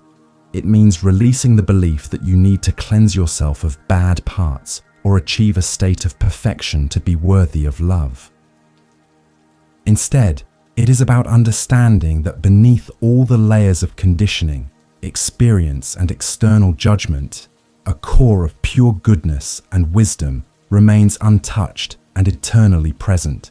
This realization brings a deep sense of groundedness and allows for a more expansive and loving relationship with yourself, creating a profound ontological shift in how you view your own being. As the enlightened one, Buddha taught, "The way is not in the sky, the way is in the heart." This timeless wisdom reminds us that our true path and our inherent purity is found within. Alan Watts further articulated this by saying, "You are a function of what the whole universe is doing in the same way that a wave is a function of what the whole ocean is doing." His words echo the carp's message, reminding us that we are not separate from the perfect interconnected flow of existence, and that our own essence is as pure and boundless as the universe itself, promoting cognitive ease. The lotus seed, now awakened by the carp's wisdom, began its slow, determined ascent. It pushed gently through the dense mud, feeling the cool pressure against its growing stem, drawing nourishment from the very darkness it once feared. It knew its journey would be long, but it no longer doubted its destination. A quiet anticipation filled its core, a profound stillness that came from trusting its innate nature, its undeniable potential to bloom. It understood that its purity was not an outcome, but an inherent truth, a beautiful, unwavering light that would eventually break through the surface, revealing its glorious self. This journey of discovering our innate purity, like the lotus rising from the mud, highlights the profound truth that our individual blossoming is inextricably linked to our connection with the larger tapestry of life. Just as the lotus shares its beauty with the world, our self-love, when fully realized, naturally extends outward, fostering compassion and connection with others. We are invited to understand that nurturing ourselves is not a solitary act, but a foundational step towards a more expansive and interconnected way of being. Let us now turn our attention to the wisdom of the shared meal, and how self-love, far from being selfish, is the very wellspring of compassion for all beings. the shared meal, the interconnectedness of self-love and compassion for others. Tonight, we explore the profound interconnectedness of self-love and compassion for others, understanding that far from being selfish, nurturing ourselves is a fundamental prerequisite for genuinely extending kindness to the world around us. We often grapple with the misconception that focusing on our own well-being is a self-indulgent act, leading us to neglect our inner needs in a misguided attempt to be selfless. Yet, Buddhist wisdom, particularly the concept of metta, or loving kindness, teaches us that a heart full of self-compassion is the very wellspring from which true empathy and generosity flow. This narrative invites us to recognize that self-love is not a solitary pursuit, but a foundational practice for a more expansive and deeply connected existence, fostering a sense of spaciousness and profound stillness. In a small, secluded cottage nestled amidst a bustling market town, where the aromas of freshly baked bread mingled with the distant chatter of vendors, lived Anya, a solitary cook of exceptional talent. Anya prepared the most exquisite meals, her culinary creations renowned for their delicate flavors and beautiful presentation. However, she always cooked for herself alone, meticulously arranging each dish on fine porcelain, yet a persistent pang of emptiness often accompanied her lavish solitary meals. She believed that her own nourishment was a private affair, separate from the needs of the bustling world outside, a profound lack of intentionality in her approach to self-care, missing the deeper resonance. Anya's life was carefully curated for her own comfort and pleasure, yet true joy seemed to elude her. She felt a subtle disconnect from the vibrant life of the town, observing the interactions of others from behind her quiet window, a silent observer rather than an active participant. Her heart, though capable of immense creativity in the kitchen, often felt a yearning for something more, a deeper connection that her solitary feasts could not provide. She believed that her self-sufficiency was a strength, yet it often left her feeling isolated, eroding her cognitive ease and preventing a true sense of groundedness. One crisp autumn evening, as Anya sat down to a beautifully prepared meal, a gentle knock sounded at her cottage door. It was Bodhi, a traveling monk known for his simple ways and profound wisdom, who had been passing through the town. Bodhi, with his robes dusted from the road and a serene smile, politely requested a small bowl of rice to sustain him on his journey. Anya, though initially hesitant to share her carefully crafted solitude, found herself moved by the monk's humble request and his radiating aura of profound stillness. Anya, accustomed to elaborate preparations, offered Bodhi a simple bowl of plain white rice, feeling a slight embarrassment at its modesty compared to her own feast. Bodhi accepted it with a graceful bow, his eyes meeting hers with deep gratitude. As he ate, slowly and mindfully, a warmth spread through the small cottage, a sense of shared humanity that Anya had rarely experienced. He spoke of the interconnectedness of all beings, of how every grain of rice, every breath of air, every act of kindness ripples outward, nourishing not just the recipient, but the giver too, a seamless integration of existence. Bodhi's simple act of sharing a meal and his profound words were a revelation to Anya. She realized that her lavish solitary meals, though aesthetically pleasing, lacked the essential ingredient of connection. The emptiness she felt was not a lack of food, but a lack of shared experience, a lack of giving. She began to understand that self-love was not about hoarding resources or pleasure for oneself, but about cultivating a heart so full that it naturally overflows with compassion for others. Her joy, she discovered, was amplified when shared, fostering a deeper sense of equanimity and radical acceptance. Buddhist philosophy, particularly the teachings on metta, or loving kindness, emphasizes that compassion begins with oneself. We cannot truly offer genuine kindness, understanding, or love to others if our own inner well is depleted or filled with self-criticism. Just as a candle cannot light another without burning itself, a heart devoid of self-love struggles to illuminate the path for others. Self-love, therefore, is not selfish, it is foundational. It is the act of filling our own cup so that we may have enough to share, becoming a source of light and nourishment for the world around us. This intentionality is key to embodying true compassion. To truly love oneself is to understand one's place in the vast tapestry of existence, connected to all beings. This means recognizing that our well-being is intimately linked to the well-being of others. When we nurture ourselves with compassion, rest, and kindness, we become more resilient, more patient, and more capable of extending that same compassion outward. It is a practice of expanding our circle of love, starting with the most immediate and accessible recipient, ourselves.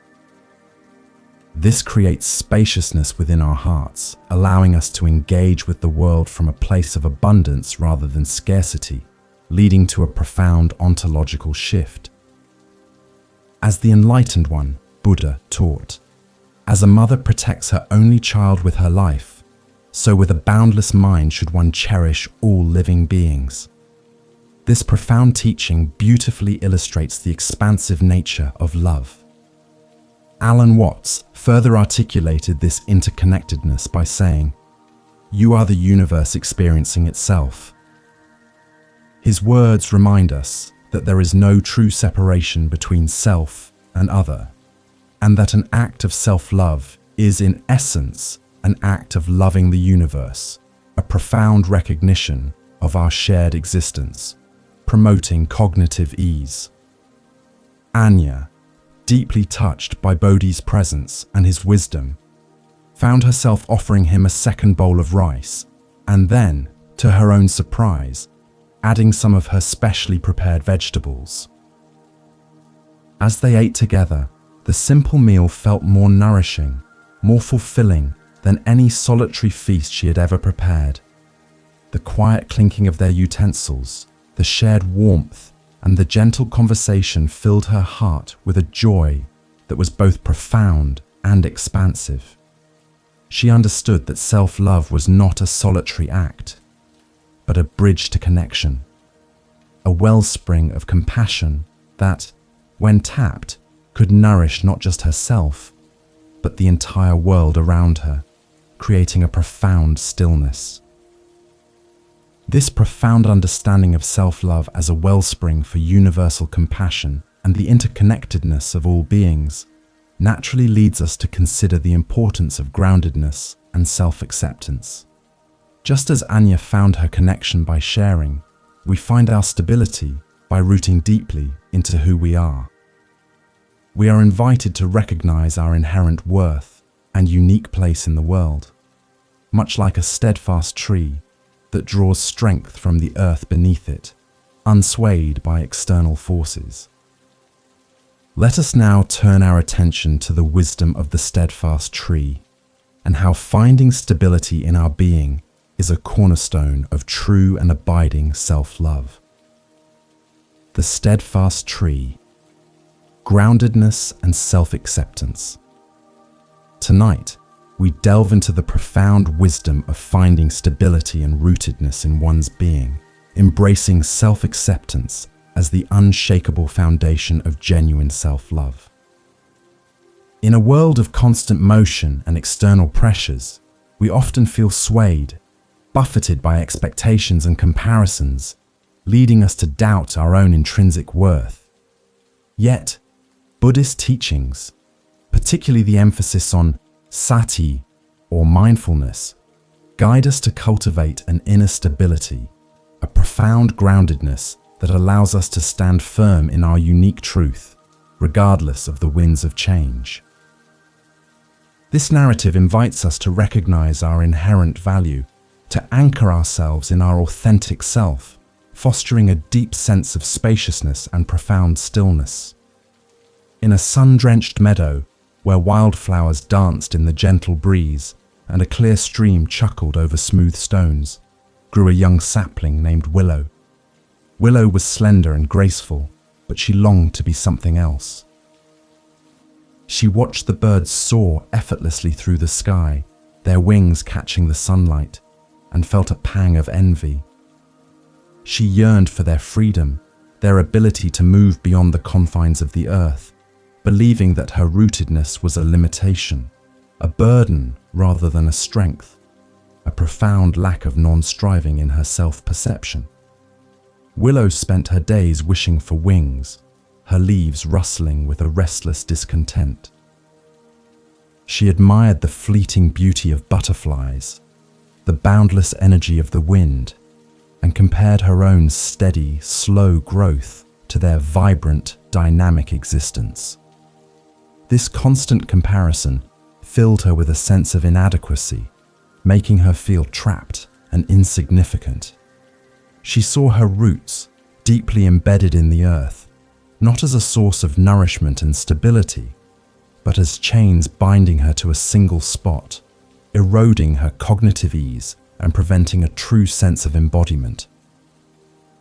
One afternoon, as Willow sighed with longing, an ancient oak tree whose massive trunk had witnessed centuries of seasons spoke to her with a deep, resonant voice that seemed to vibrate through the very earth. The oak, its branches reaching wide like welcoming arms, had observed Willow's restless spirit with quiet compassion.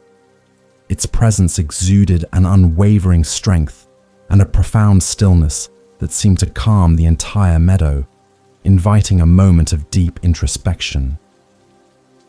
"Little Willow," the ancient oak rumbled, its leaves rustling like 1,000 whispered secrets. "Why do you yearn for the sky when you hold the wisdom of the earth within your very being? The birds soar, yes, but they lack the deep, unwavering connection you possess. Your roots, which you perceive as chains, are, in truth, your greatest strength. They anchor you, nourish you, and allow you to stand firm against any storm. Your beauty is not in flight, but in your steadfast presence, a seamless integration of earth and sky." Willow listened, her young leaves trembling slightly with a dawning realization, a spark of intentionality. The ancient oak's words were a revelation to Willow. She had always viewed her roots as a limitation, a symbol of her inability to move. Now she began to understand them as her source of power, her connection to the life-giving earth. She realized that her beauty and strength were not to be found in becoming something she was not, but in embracing the unique magnificence of her own rooted existence. Her envy of the birds began to fade, replaced by a profound appreciation for her own steadfastness, fostering a deep sense of equanimity and radical acceptance. Buddhist teachings consistently emphasize the importance of groundedness, or samatha, which is the practice of calming the mind and cultivating inner stability. This applies profoundly to self-love. When we are firmly rooted in our authentic self, accepting our unique qualities and our place in the world, we become less susceptible to external criticism or the shifting winds of comparison. Our self-worth becomes an internal, unwavering resource rather than something dependent on external validation. This unwavering stability allows us to weather life's storms with grace and resilience, embodying true self-compassion. To truly love oneself is to be like the steadfast tree, rooted, resilient, and unapologetically authentic. It means recognizing that your unique qualities, your individual journey, and your particular strengths are not to be traded for someone else's. It is about practicing a visceral awareness of your own being, feeling the solidity of your presence, and accepting yourself fully, exactly as you are in this moment. This radical self-acceptance creates spaciousness within your heart, allowing you to stand tall and proud, knowing that your inherent worth is unshakable, leading to a profound ontological shift in your self-perception. As the enlightened one, Buddha taught, just as a tree, though cut down, sprouts again and grows up if its roots are still intact and firm, even so, if the root of craving is not wholly destroyed, suffering returns again and again. While this speaks to craving, it also profoundly speaks to the root of our being. Alan Watts further articulated the importance of self-acceptance by saying, "You are a unique happening. You will never happen again." His words echo the oak's wisdom, reminding us that our individuality is not a flaw to be overcome, but a precious, singular gift to be embraced and celebrated, promoting cognitive ease. Willow stood a little taller, her branches reaching towards the sky with a newfound sense of purpose.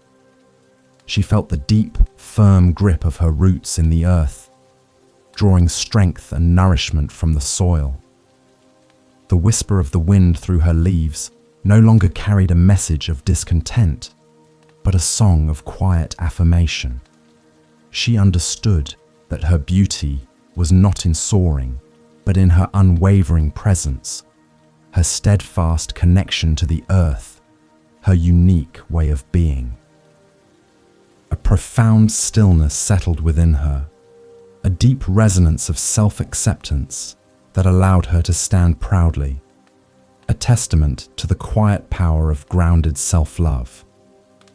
This profound lesson in groundedness and self-acceptance, like the steadfast tree drawing strength from its roots, naturally guides us towards the intentional shaping of our inner world. Just as a sculptor carefully molds raw material into a work of art, we too can tenderly craft our inner landscape with kindness and care, rather than with harsh judgment or forceful demands. We are invited to approach our self-development not as a rigid task, but as a creative, gentle process, recognizing that every touch, every subtle refinement, contributes to the masterpiece of our being. Let us now turn our attention to the wisdom of the sculptor's hand and how shaping our inner world with tenderness is an essential act of self-love. The sculptor's hand. Shaping your inner world with tenderness. Tonight, we delve into the profound wisdom of shaping our inner world, not with harsh criticism or forceful demands, but with tenderness, patience, and intentional care. Much like a skilled sculptor approaches a delicate block of marble. We often believe that self-improvement requires rigorous discipline and a critical eye, pushing ourselves relentlessly towards an ideal that may feel unattainable. Yet, Buddhist teachings, particularly the practice of karuna or compassion, extend to how we treat ourselves, guiding us to cultivate our inner landscape with gentle hands and a loving heart. This narrative invites us to transform our inner critic into an inner artisan, fostering a deep sense of spaciousness and profound stillness in our journey of self-love, promoting cognitive ease. In a sun-drenched atelier, filled with the cool, earthy scent of stone dust and the rhythmic tap of chisels, a young, ambitious sculptor named Leo worked furiously on a block of pristine white marble. Leo possessed immense talent, but also an intense drive for perfection, often pushing himself to the brink of exhaustion. He saw the marble as a challenge to be conquered, a raw material to be forced into his vision of an ideal form. He worked with a fierce determination, his brow furrowed in concentration, convinced that only through relentless effort and an unyielding will could he achieve the flawless masterpiece he envisioned, a profound lack of non-striving. Leo's hands, though skilled, were often tense, his grip on the chisel tight with anxiety. He would become deeply frustrated by any perceived imperfection in the stone or any deviation from his mental blueprint, often striking the marble with more force than necessary. This aggressive approach, while sometimes yielding results, often left him feeling depleted and disconnected from the joy of creation. He viewed himself as an extension of his work, and any perceived flaw in the sculpture translated into a flaw within himself, eroding his sense of self-worth and preventing a true sense of groundedness. One crisp morning, as Leo struggled with a particularly stubborn vein in the marble, his master, Kyle, entered the atelier. Kyle, whose hands were calloused but surprisingly gentle, and whose eyes held the serene wisdom of countless hours spent in quiet contemplation, observed Leo's strained posture and frustrated expression. Kyle's presence brought a palpable sense of calm to the bustling workshop, a profound stillness that seemed to settle the very dust motes dancing in the sunlight, inviting a moment of deep introspection. "Leo," Kyle said, his voice a soft, steady murmur, "you approach the stone as if it is an adversary, a problem to be solved. But the marble, like life itself, holds its own wisdom, its own inherent form waiting to be revealed. What if you were to listen to the stone, rather than impose your will upon it? What if your hands were guided by tenderness, rather than by force?" Kyle then gently took Leo's hand, guiding it to a softer, more intuitive touch on the chisel, an embodiment of his gentle wisdom and intentionality. Kyle's subtle guidance was a revelation to Leo. He had always seen the act of sculpting as a battle of wills, a test of his own strength against the stubbornness of the material. Now, he began to understand it as a dance, a collaboration between his vision and the inherent qualities of the stone. He realized that the most exquisite forms emerged not from brute force, but from a gentle, receptive touch, a willingness to flow with the material rather than against it. This shift in perspective brought a newfound sense of ease and joy to his work, fostering a deeper sense of equanimity and radical acceptance. Buddhist teachings emphasize the importance of gentle effort, or virya, a sustained and compassionate energy. This principle applies profoundly to how we approach our inner world and our journey of self-love. We are not meant to violently chip away at our perceived flaws, or to force ourselves into an uncomfortable mold of perfection. Instead, we are invited to sculpt our inner landscape with tenderness, acknowledging our inherent beauty while gently refining and nurturing our growth. This compassionate approach allows for a seamless integration of all aspects of ourselves, creating a harmonious inner world. To truly love oneself is to become a tender sculptor of your own inner world. It means approaching your thoughts, emotions, and personal development with the same gentle, intentional care that Kyle showed Leo. Instead of harshly criticizing your shortcomings, you can gently observe them, understanding their origins, and patiently work towards fostering more wholesome patterns.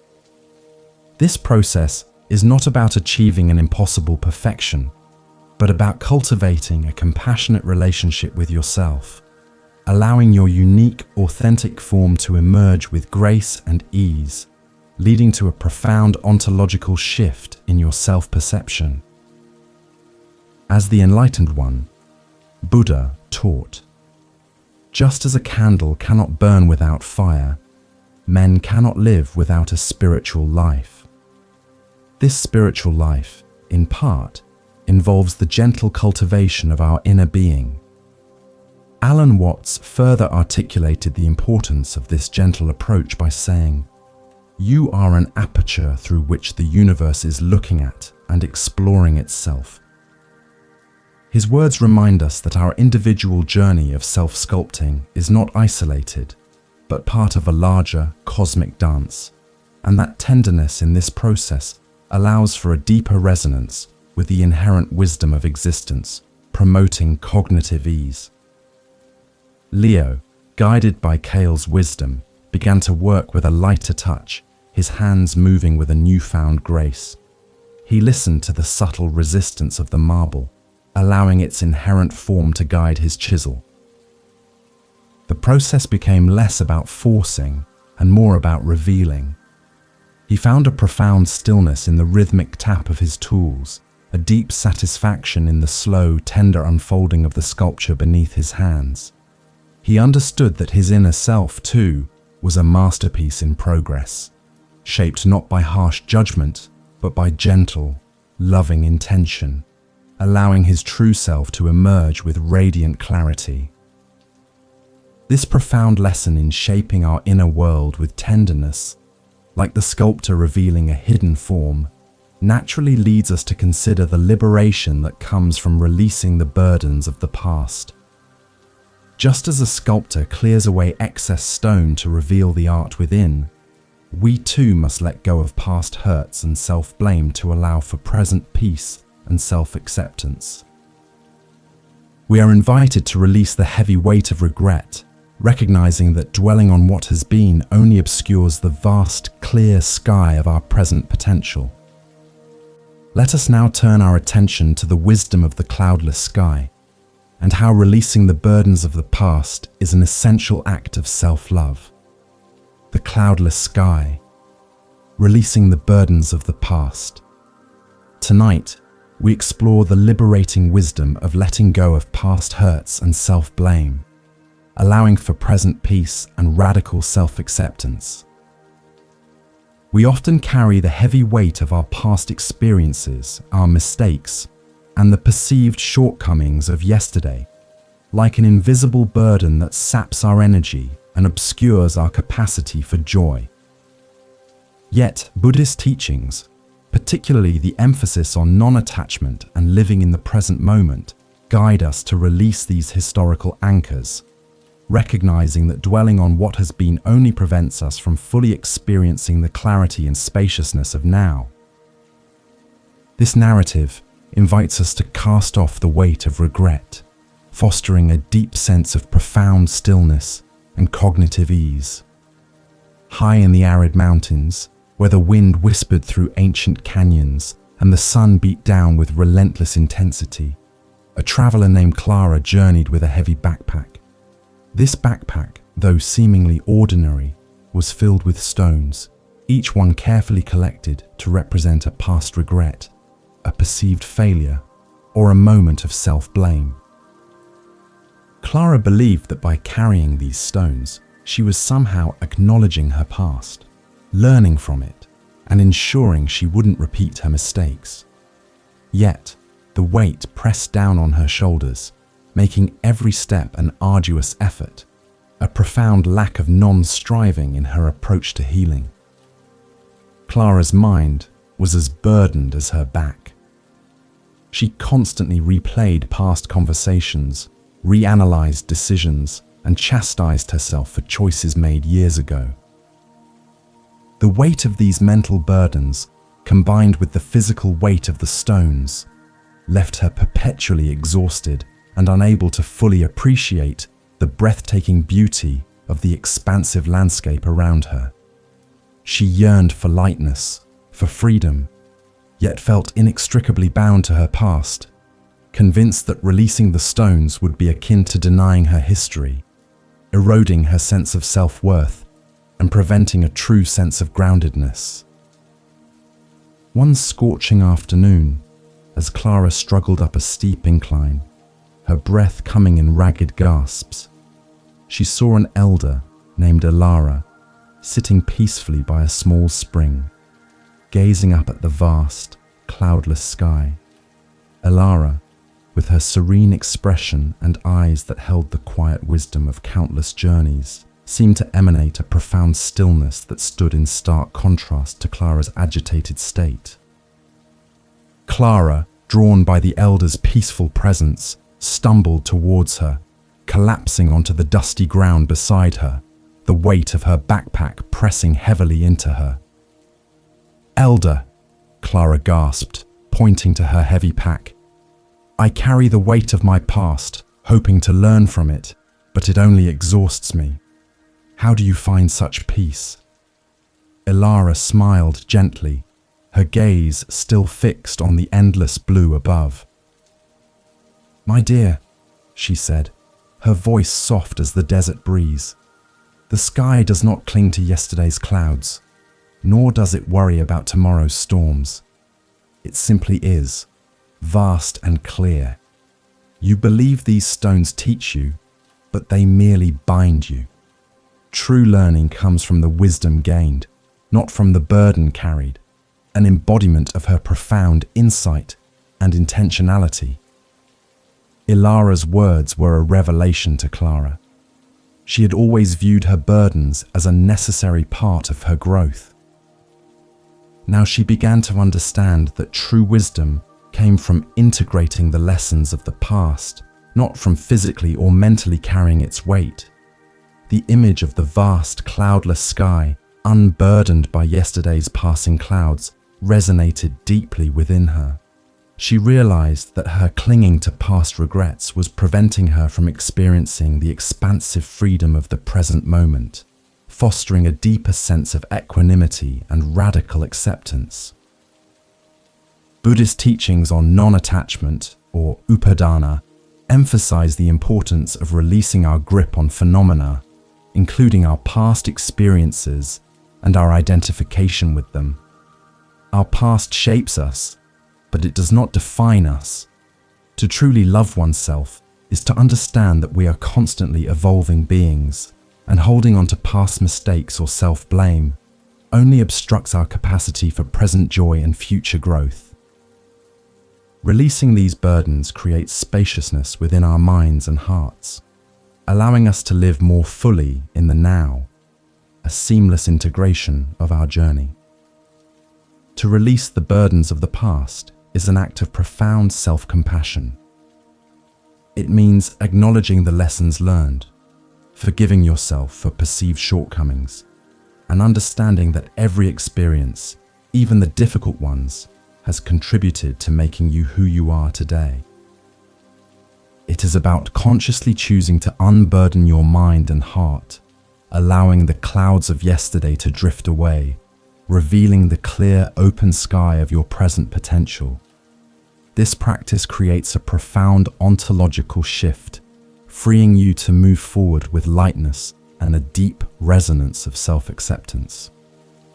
As the enlightened one Buddha taught, holding on to anger is like grasping a hot coal with the intent of throwing it at someone else. You are the one who gets burned. Okay, this wisdom applies equally to holding on to regret and self-blame. Alan Watts further articulated this by saying, "The only way to make sense out of change is to plunge into it, move with it, and join the dance." His words echo Ilara's wisdom, encouraging us to embrace the dynamic flow of existence, rather than being anchored by the static weight of what has already passed, promoting cognitive ease. Clara, deeply moved, slowly began to unfasten her backpack. With each stone she removed and gently placed on the ground, a palpable lightness spread through her body and mind. She felt the warmth of the sun on her skin, inhaled the crisp mountain air, and for the first time in years, truly saw the vast, cloudless sky above her. A profound stillness settled within her, a deep sense of freedom that came from releasing the self-imposed burdens of the past. She understood that self-love was not about denying her history, but about liberating herself from its weight, allowing her spirit to soar unencumbered. This profound realization of how releasing past burdens creates an expansive, clear inner sky naturally leads us to consider how we navigate the emotional storms of the present. Just as the sky can be clear or filled with tempestuous clouds, our inner world experiences moments of both calm and turmoil. True self-love, however, invites us to find stillness amidst these emotional upheavals, knowing that our true depth remains untouched. Let us now turn our attention to the wisdom of the ocean's depth and how cultivating equanimity amidst emotional storms is an essential act of self-compassion. The ocean's depth, finding stillness in emotional storms. Tonight, we delve into the profound wisdom of cultivating equanimity and spaciousness amidst challenging emotions, understanding that our true inner depth remains untouched by the surface turmoil of life. We often become overwhelmed by emotional storms, feeling tossed and battered by waves of sadness, anger, or anxiety, believing ourselves to be entirely at the mercy of these powerful currents. Yet, Buddhist teachings, particularly the concept of upekkha, or equanimity, guide us to recognize that beneath the agitated surface of our feelings lies an expansive, calm ocean of being, a profound stillness that is always accessible. This narrative invites us to anchor ourselves in this deeper truth, fostering a deep sense of groundedness and radical acceptance for our entire emotional landscape, promoting cognitive ease. In the vast, tumultuous ocean, where the wind howled and towering waves crashed with deafening roars, a small fishing boat named Courage was tossed relentlessly. The boat, sturdy but small, felt every violent lurch and plunge, its wooden hull groaning under the strain. The crew, filled with fear, clung desperately to the railings, convinced they were on the verge of capsizing. They saw only the chaotic surface, the churning foam, the relentless assault of the waves, completely unaware of the immense, tranquil depths that lay far beneath them, a profound lack of intentionality in their perspective. The boat and its crew were utterly consumed by the storm. The spray of salt water stung their faces, the rocking motion churned their stomachs, and the constant roar of the wind and waves filled their ears, leaving no room for any other thought or sensation. Each wave felt like a personal attack, a direct threat to their existence. They believed their very survival depended on resisting the storm's fury, on clinging tighter, on fighting harder. Yet this struggle only increased their exhaustion and despair, eroding their sense of self-worth and preventing any true spaciousness. Suddenly, amidst the chaos, an old, wise lighthouse keeper named Kai, who had weathered countless storms, appeared on deck. Kai, with his steady gaze and a calm demeanor that seemed impervious to the storm's fury, moved with a quiet confidence. He did not try to fight the waves or calm the wind. Instead, he simply stood, feeling the boat's movements, his presence radiating a profound stillness that, for a moment, seemed to quiet the internal storm within the crew, inviting a moment of deep introspection. "Friends!" Kai shouted over the roar of the wind, his voice surprisingly clear and resonant. "Do not be deceived by the surface.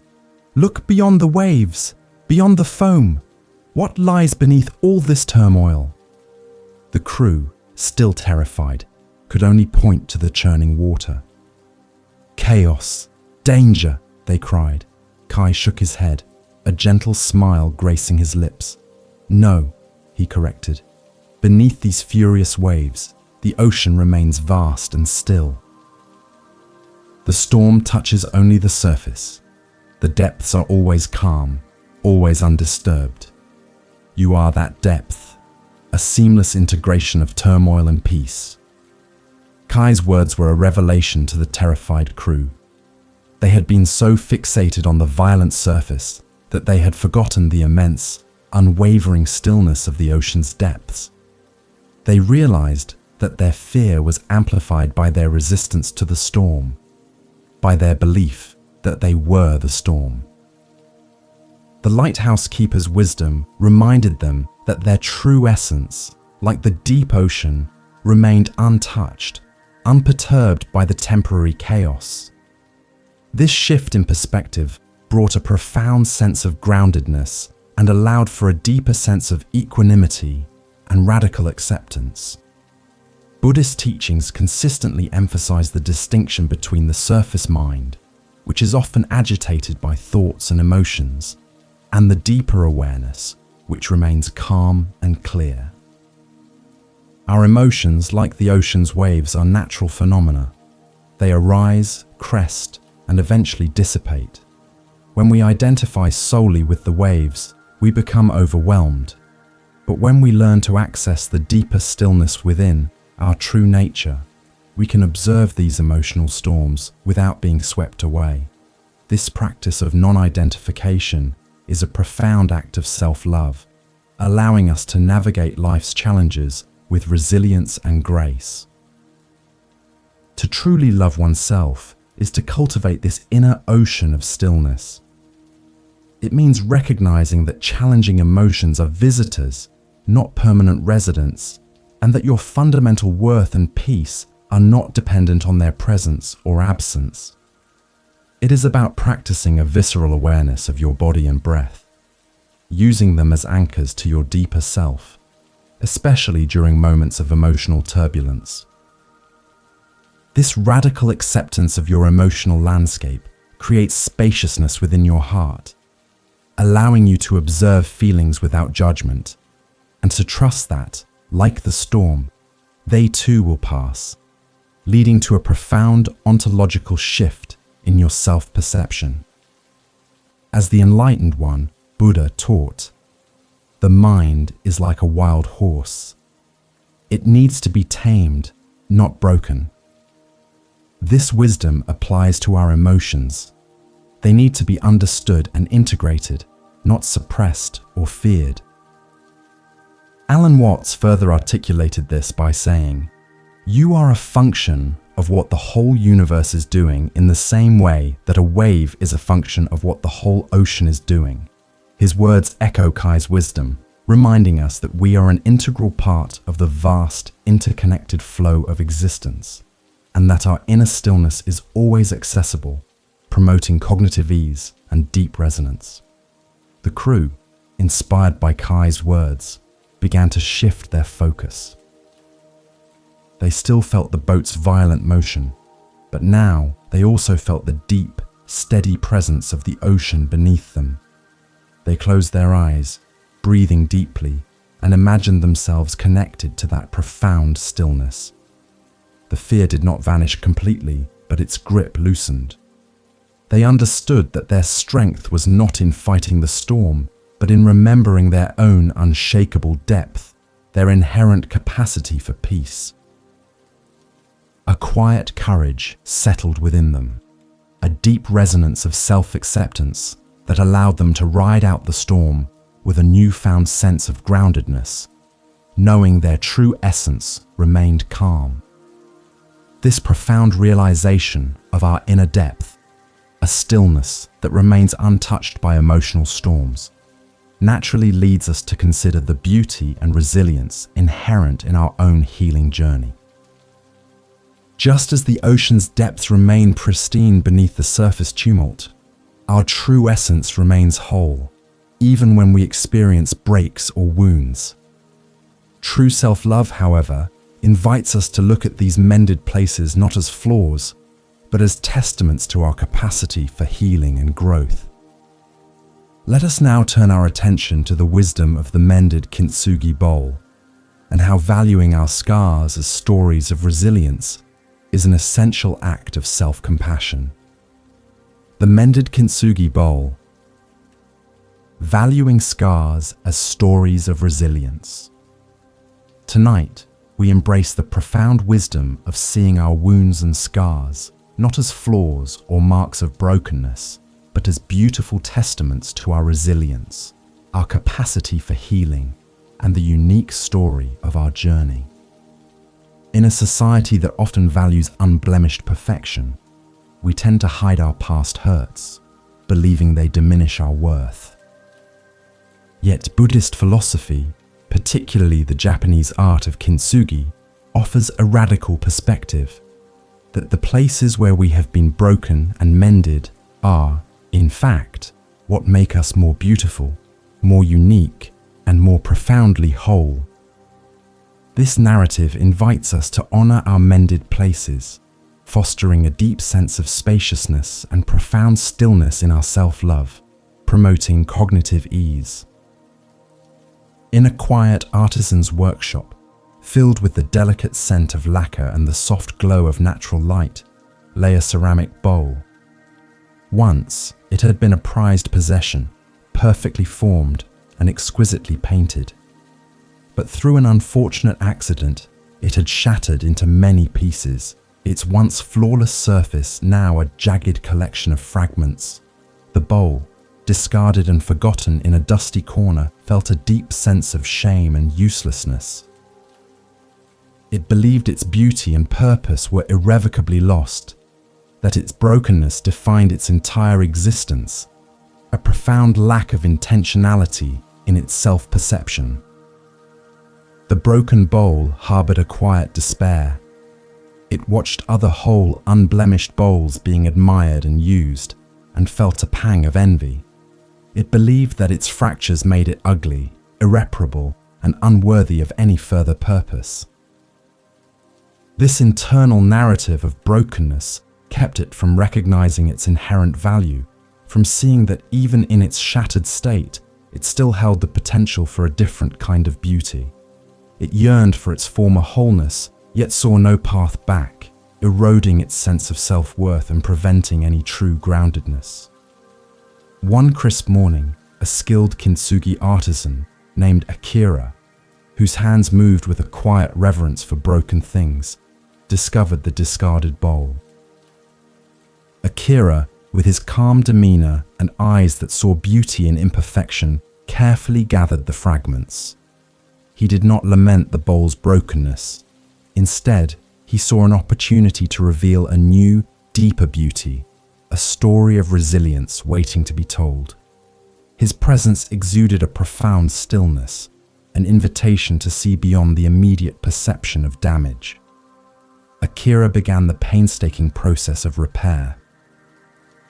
Instead of hiding the fractures, he meticulously joined each piece with a special lacquer mixed with powdered gold. With each delicate brushstroke, the golden lines highlighted the breaks, transforming them into shimmering veins that flowed across the bowl's surface, an embodiment of its unique history. "You see," Akira murmured softly as he worked, "the breaks are not the end of the story, but the beginning of a new chapter. They are not flaws, but lines of strength, pathways of healing, a seamless integration of its past and present." Akira's artistry was a revelation. The bowl, once shattered and ashamed, was now transformed into something even more exquisite, its golden veins telling a story of resilience and enduring beauty. It was no longer simply a bowl. It was a testament to the power of repair, to the profound truth that even in brokenness, there is an opportunity for transformation and renewed purpose. It realized that its unique beauty was not despite its fractures, but precisely because of them, fostering a deeper sense of equanimity and radical acceptance. Buddhist philosophy, particularly the concept of kintsugi, offers a powerful metaphor for self-love and healing. Our emotional wounds, our past traumas, our perceived failures are like the breaks in the ceramic bowl. We often try to hide them, to pretend they don't exist, or to feel shame about them. But kintsugi teaches us to embrace these fractures, to highlight them with compassion and understanding, recognizing that they are not signs of weakness, but symbols of our strength, our capacity to heal, and the unique beauty of our journey. This intentionality in our self-perception is key.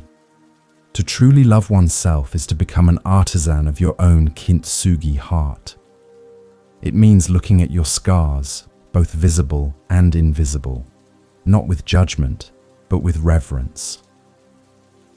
It is understanding that every challenge you have overcome, every hurt you have mended, has added a layer of depth, wisdom, and unique beauty to your being. These mended places are not flaws to be hidden, but radiant pathways that tell the story of your resilience, your capacity to heal, and your unwavering inner strength. This practice creates spaciousness within your heart, allowing for a profound ontological shift in how you view your own history and self, leading to a deep resonance. As the Enlightened One, Buddha taught, the secret of health for both mind and body is not to mourn for the past, worry about the future, or anticipate troubles, but to live in the present moment wisely and earnestly. This wisdom applies to embracing our mended places, living fully in the present beauty they reveal.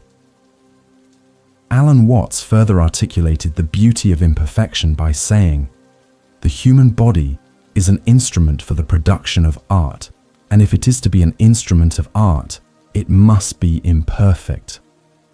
His words echo Akira's wisdom, reminding us that our imperfections, our mended places, are essential to our unique and evolving masterpiece, promoting cognitive ease. The kintsugi bowl, now gleaming with golden veins, was placed in a place of honor in Akira's workshop.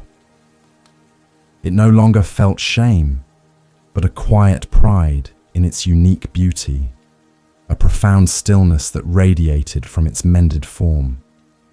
It understood that its journey through brokenness had not diminished it, but had, in fact, made it more precious, more profound. It realized that true beauty and true self-love was not about being flawless, but about embracing every part of its story, every mended place, as a testament to its enduring spirit. This profound lesson in valuing our scars as stories of resilience, like the mended kintsugi bowl, naturally leads us to consider the inherent sufficiency of our simple being.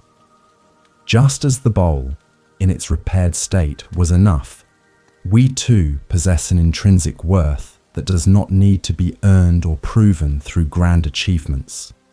True self-love invites us to recognize our value simply by existing, without needing to compare ourselves to others or strive for external validation. Let us now turn our attention to the wisdom of the humble stone and how recognizing the sufficiency of simple being is an essential act of self-compassion. The humble stone, the sufficiency of simple being. Tonight, we contemplate the profound wisdom of recognizing our inherent worth and the sufficiency of our simple existence. Understanding that our value is not something to be earned or proven, but is intrinsic to our being.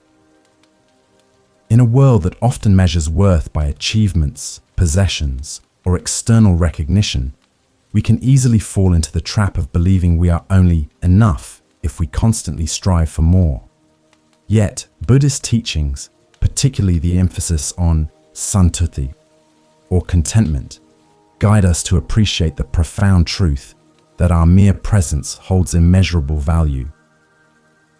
This narrative invites us to release the need for external validation, to anchor ourselves in the quiet dignity of simply being, fostering a deep sense of spaciousness and profound stillness. On the bank of a gently murmuring river, where the sunlight dappled through the leaves of ancient willows, lay a small, unassuming stone.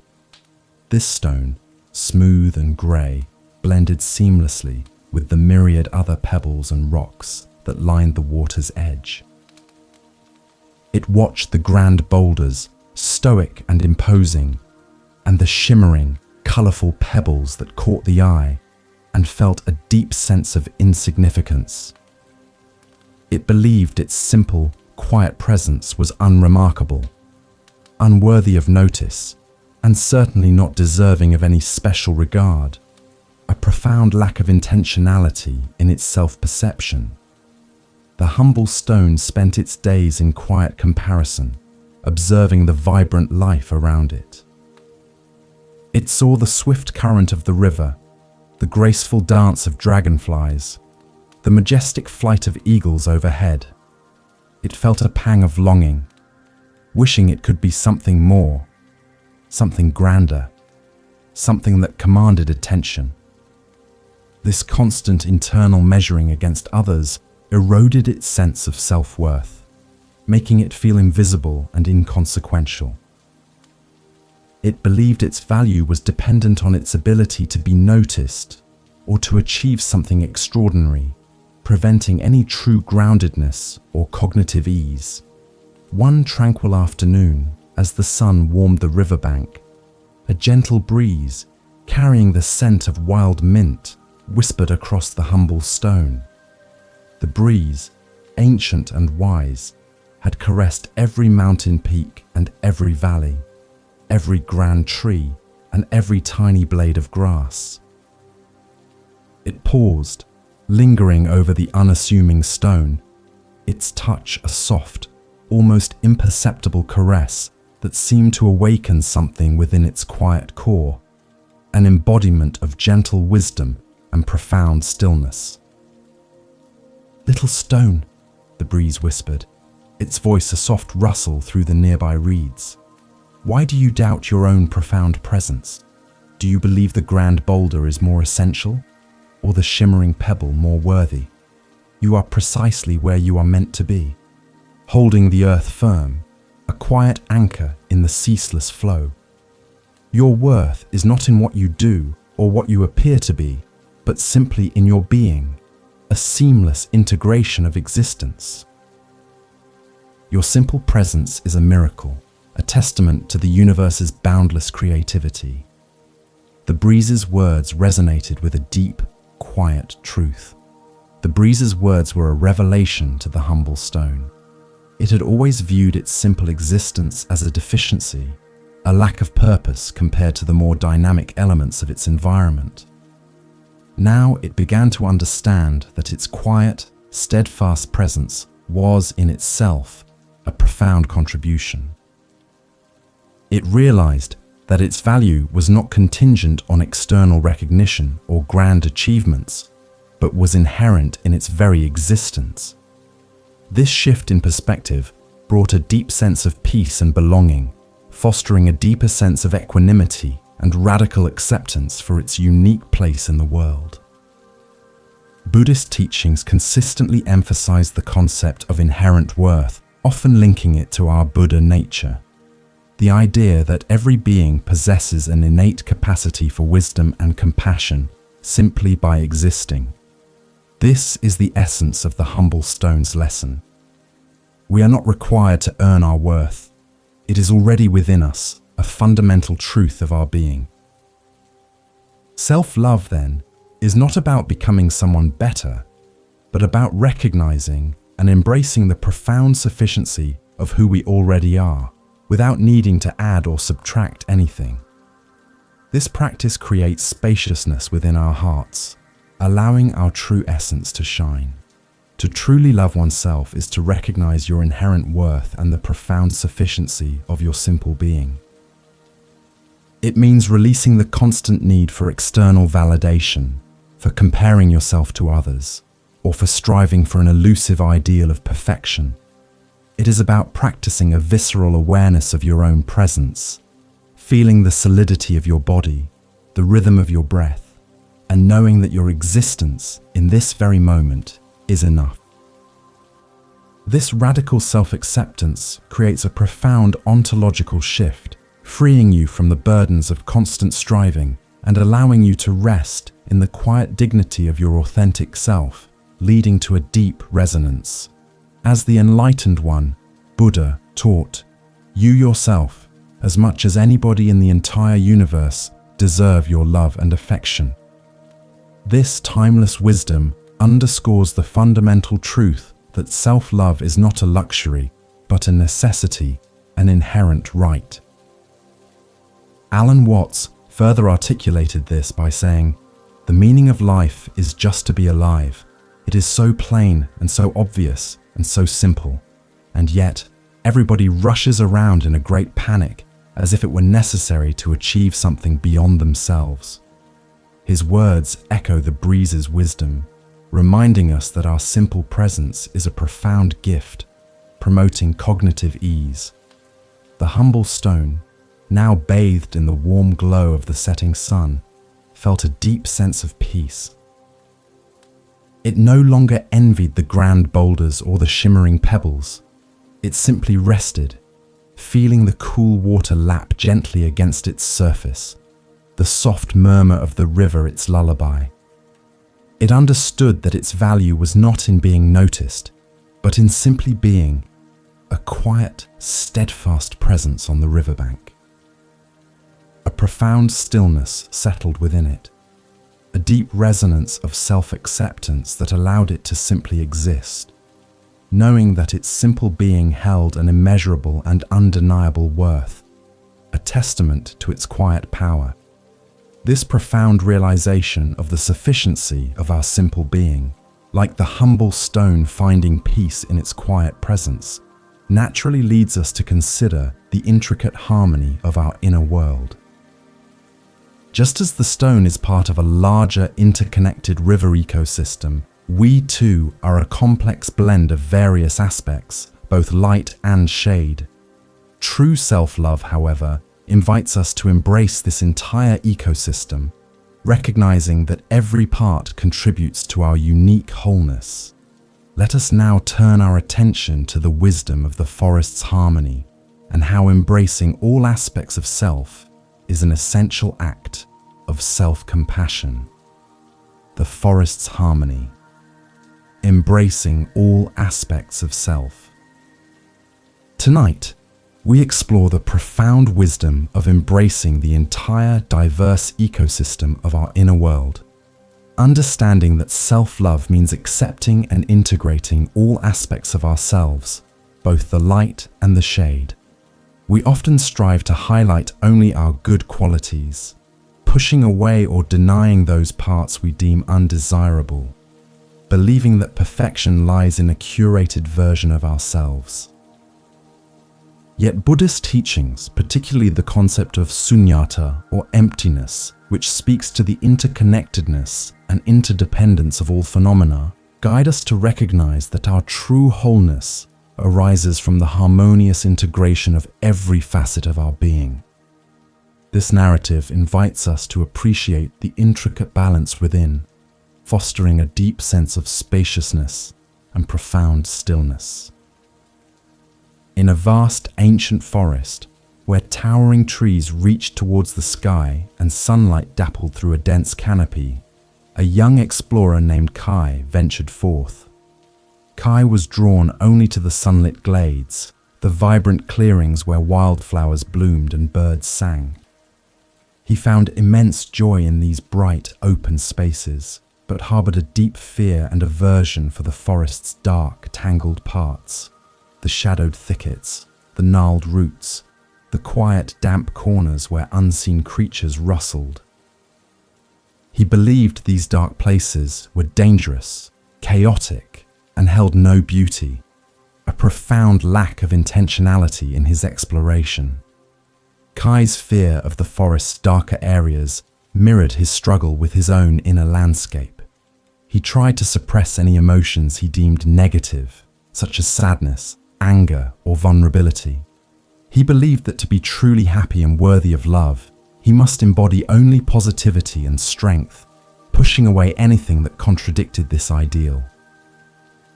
This constant internal battle left him feeling fragmented and exhausted, perpetually at war with parts of himself. He yearned for an unwavering inner peace, yet felt a deep chasm between his idealized self and his actual complex experience, eroding his cognitive ease and preventing any true groundedness. One crisp morning, as Kai hesitated at the edge of a particularly dense thicket, a wise old owl, whose feathers were the color of twilight and whose eyes held the wisdom of countless seasons, hooted softly from a nearby branch. The owl, a silent guardian of the forest's secrets, had observed Kai's selective exploration with quiet understanding. Its presence exuded a profound stillness, an invitation to see beyond the immediate perception of light and shadow, to embrace the complete picture. "Young explorer," the owl hooted, its voice a soft, resonant call that seemed to echo through the entire forest. "Why do you seek only the light, when the shade holds its own profound beauty and wisdom? The sunlit glades depend on the shadowed depths. The vibrant flowers draw nourishment from the dark earth. The forest is whole, not despite its tangled parts, but because of them. So too is your own being. To truly know and love yourself, you must embrace the entire ecosystem within, a seamless integration of all aspects." Kai listened, his heart stirring with a dawning realization, a spark of intentionality. The owl's words were a revelation to Kai. He had always seen the dark parts of the forest, and himself, as something to be avoided or eliminated. Now, he began to understand that they were integral to the whole, essential for balance and growth. He realized that the forest's true harmony lay not in the absence of shadows, but in the intricate interplay between light and dark, between the seen and the unseen. This shift in perspective brought a newfound sense of peace and acceptance for the complex, multifaceted nature of both the forest and his own being, fostering a deeper sense of equanimity and radical acceptance. Buddhist philosophy consistently teaches the concept of interdependence, where all phenomena, including our inner states, are interconnected and mutually arising. There is no true separation between our good and bad parts. They are simply different expressions within the larger system of our being. To truly love oneself is to embrace this entire ecosystem, recognizing that even our most challenging emotions or perceived flaws hold valuable information or represent unmet needs. Integrating these aspects leads to a profound sense of wholeness and inner harmony, creating spaciousness within our hearts. To embrace all aspects of self is an act of profound self-compassion. It means acknowledging those feelings, traits, or experiences you might judge harshly, without immediately trying to change or fix them. It is about sitting with discomfort, observing it with a gentle, non-judgmental awareness, understanding that every part of your inner forest has a right to exist. This practice creates a profound ontological shift, allowing you to see yourself as a complete, complex, and inherently beautiful being, with all your lights and shadows, leading to a deep resonance. As the enlightened one Buddha taught, just as a mother would protect her only child with her life, even so, cultivate and boundless love towards all beings. This boundless love extends to all aspects of ourselves. Alan Watts further articulated this by saying, "You are the universe experiencing itself." His words echo the owl's wisdom, reminding us that we are not separate from the perfect interconnected flow of existence, and that our inner harmony is a reflection of the larger cosmic order, promoting cognitive ease and profound stillness. Kai, deeply moved by the owl's wisdom, ventured into the shadowed thicket, no longer with fear, but with curiosity and a sense of reverence. He discovered delicate ferns growing in the damp earth, the intricate patterns of moss on ancient stones, and the quiet beauty of filtered light. He understood that the forest's true magic lay in its completeness, its harmonious blend of all its parts, and so too did his own. A profound stillness settled within him, a deep resonance of self-acceptance that allowed him to embrace his entire complex being, recognizing that his full, multifaceted self was inherently worthy of love, a testament to his inner harmony. This profound realization of embracing all aspects of self, like the forest's harmonious ecosystem, naturally leads us to consider the boundless potential for joy and freedom that self-love unlocks. Just as the forest provides a nurturing environment for all its creatures, a self-loving heart creates spaciousness for our spirit to soar. We are invited to release any lingering self-imposed limitations, recognizing that our true nature is expansive and free. Let us now turn our attention to the wisdom of the open sky and how expanding our capacity for joy and freedom is the ultimate expression of self-love. The open sky. Expanding your capacity for joy and freedom. Tonight, we arrive at the culmination of our journey, exploring the profound wisdom of allowing self-love to create boundless spaciousness for joy, freedom, and an expansive sense of self. We often live within self-imposed limitations, constrained by past beliefs, fears, or the expectations of others, feeling like a bird in a gilded cage. Yet, Buddhist teachings, particularly the emphasis on liberation and the limitless nature of consciousness, guide us to recognize that our true nature is inherently free and capable of immense joy. This narrative invites us to open the doors of our inner cage, to spread our wings, and to soar into the vast open sky of our authentic being, fostering a deep sense of profound stillness and cognitive ease. In a small, ornate cage, adorned with intricate carvings and polished brass, lived a beautiful bird named Hope. The cage was comfortable, offering regular food and water, yet Hope yearned for something more.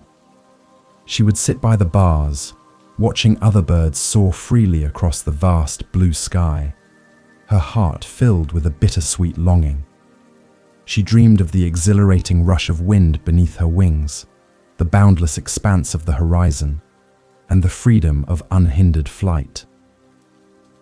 Yet, a subtle fear kept her tethered, a belief that the cage, though limiting, was also safe, a profound lack of intentionality in her self-perception. Hope's longing was often overshadowed by her apprehension. She had grown accustomed to the confines of her cage, to the predictable rhythm of her life within its bars.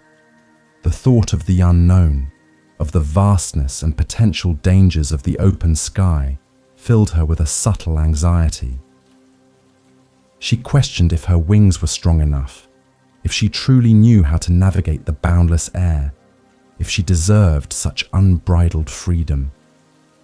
This internal dialogue of doubt kept her from recognizing her inherent capacity for flight, eroding her sense of self-worth and preventing any true groundedness.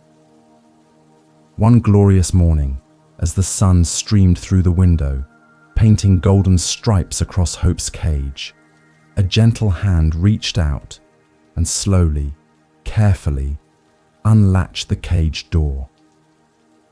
It was the hand of a wise elder named Ilara, who had observed Hope's longing for many seasons.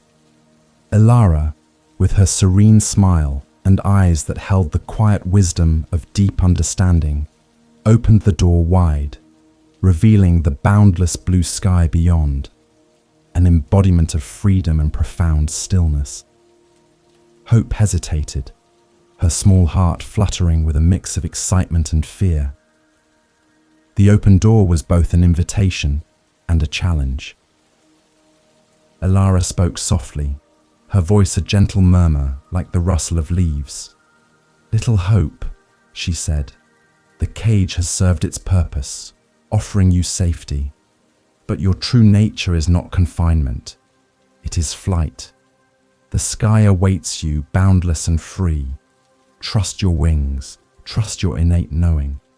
You are meant to soar, a seamless integration of spirit and freedom, Elara's words were a soft yet powerful catalyst.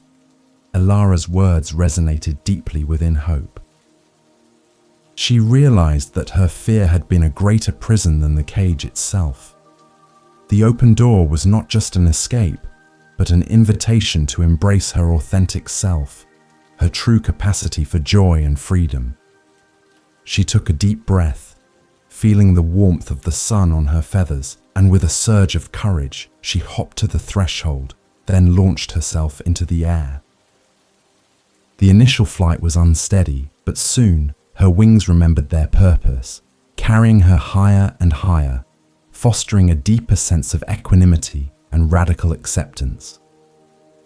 Buddhist teachings consistently emphasize the concept of liberation, or moksha, the release from suffering and the realization of our inherent freedom. This applies profoundly to self-love.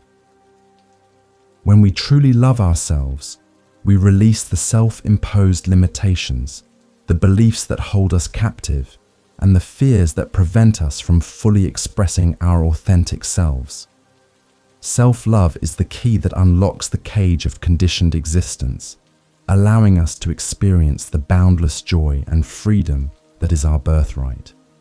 This practice creates spaciousness within our entire being, expanding our capacity for life. To truly love oneself is to embrace the open sky of your own potential. It means recognizing that you are not defined by your past, your fears, or the expectations of others, but by your boundless capacity for growth, joy, and unfettered expression. It is about practicing a visceral awareness of your inner strength and your inherent freedom, trusting your own wings to carry you wherever your heart desires. This radical self-acceptance creates a profound ontological shift, liberating you from self-imposed limitations and allowing you to soar into the magnificent, expansive truth of who you are, leading to a deep resonance. As the enlightened one, Buddha, taught, "No one saves us but ourselves. No one can and no one may. We ourselves must walk the path." This powerful message underscores our innate capacity for self-liberation. Alan Watts further articulated this by saying, "You are the universe experiencing itself." His words echo Elara's wisdom, reminding us that our individual journey of expanding into freedom is a reflection of the universe's own boundless nature, and that our joy is a profound expression of this interconnectedness, promoting cognitive ease. Hope soared higher, feeling the exhilarating rush of wind, the warmth of the sun, and the boundless expanse of the sky beneath her. She dipped and swirled, her heart overflowing with a joy she had never known within the confines of her cage. She understood that her true home was not a gilded enclosure, but the vast, open air, and that her true nature was not to be confined, but to fly freely. A profound stillness settled within her, a deep resonance of self-acceptance that allowed her to embrace her entire, magnificent being, recognizing that her full, unfettered self was inherently worthy of boundless joy and freedom, a testament to her spirit, resting in your own loving heart. As our journey together draws to a gentle close, allow your awareness to slowly reground itself within your body. Feel the support beneath you, the gentle rhythm of your breath, the quiet hum of your own unique presence. There is nowhere else you need to be, nothing else you need to do. You are here, in this moment, held by the gentle current of your own being, and that in itself is profoundly sufficient. Remember the wisdom of the silent pond, reflecting your truth without judgment. Remember the weaver's tapestry, finding beauty in every knot. Recall the empty bowl, creating space for what truly matters. Feel the gardener's patience, nurturing your inner seed with tenderness. Recognize the unseen mountain, your inherent strength, always steadfast. Trust the river's flow, surrendering to the natural dance of change. Let the echo in the valley remind you to speak kindly to yourself. Shine the illuminated lantern on your inner shadows, embracing every part. Discover the unfurling lotus, revealing your innate purity.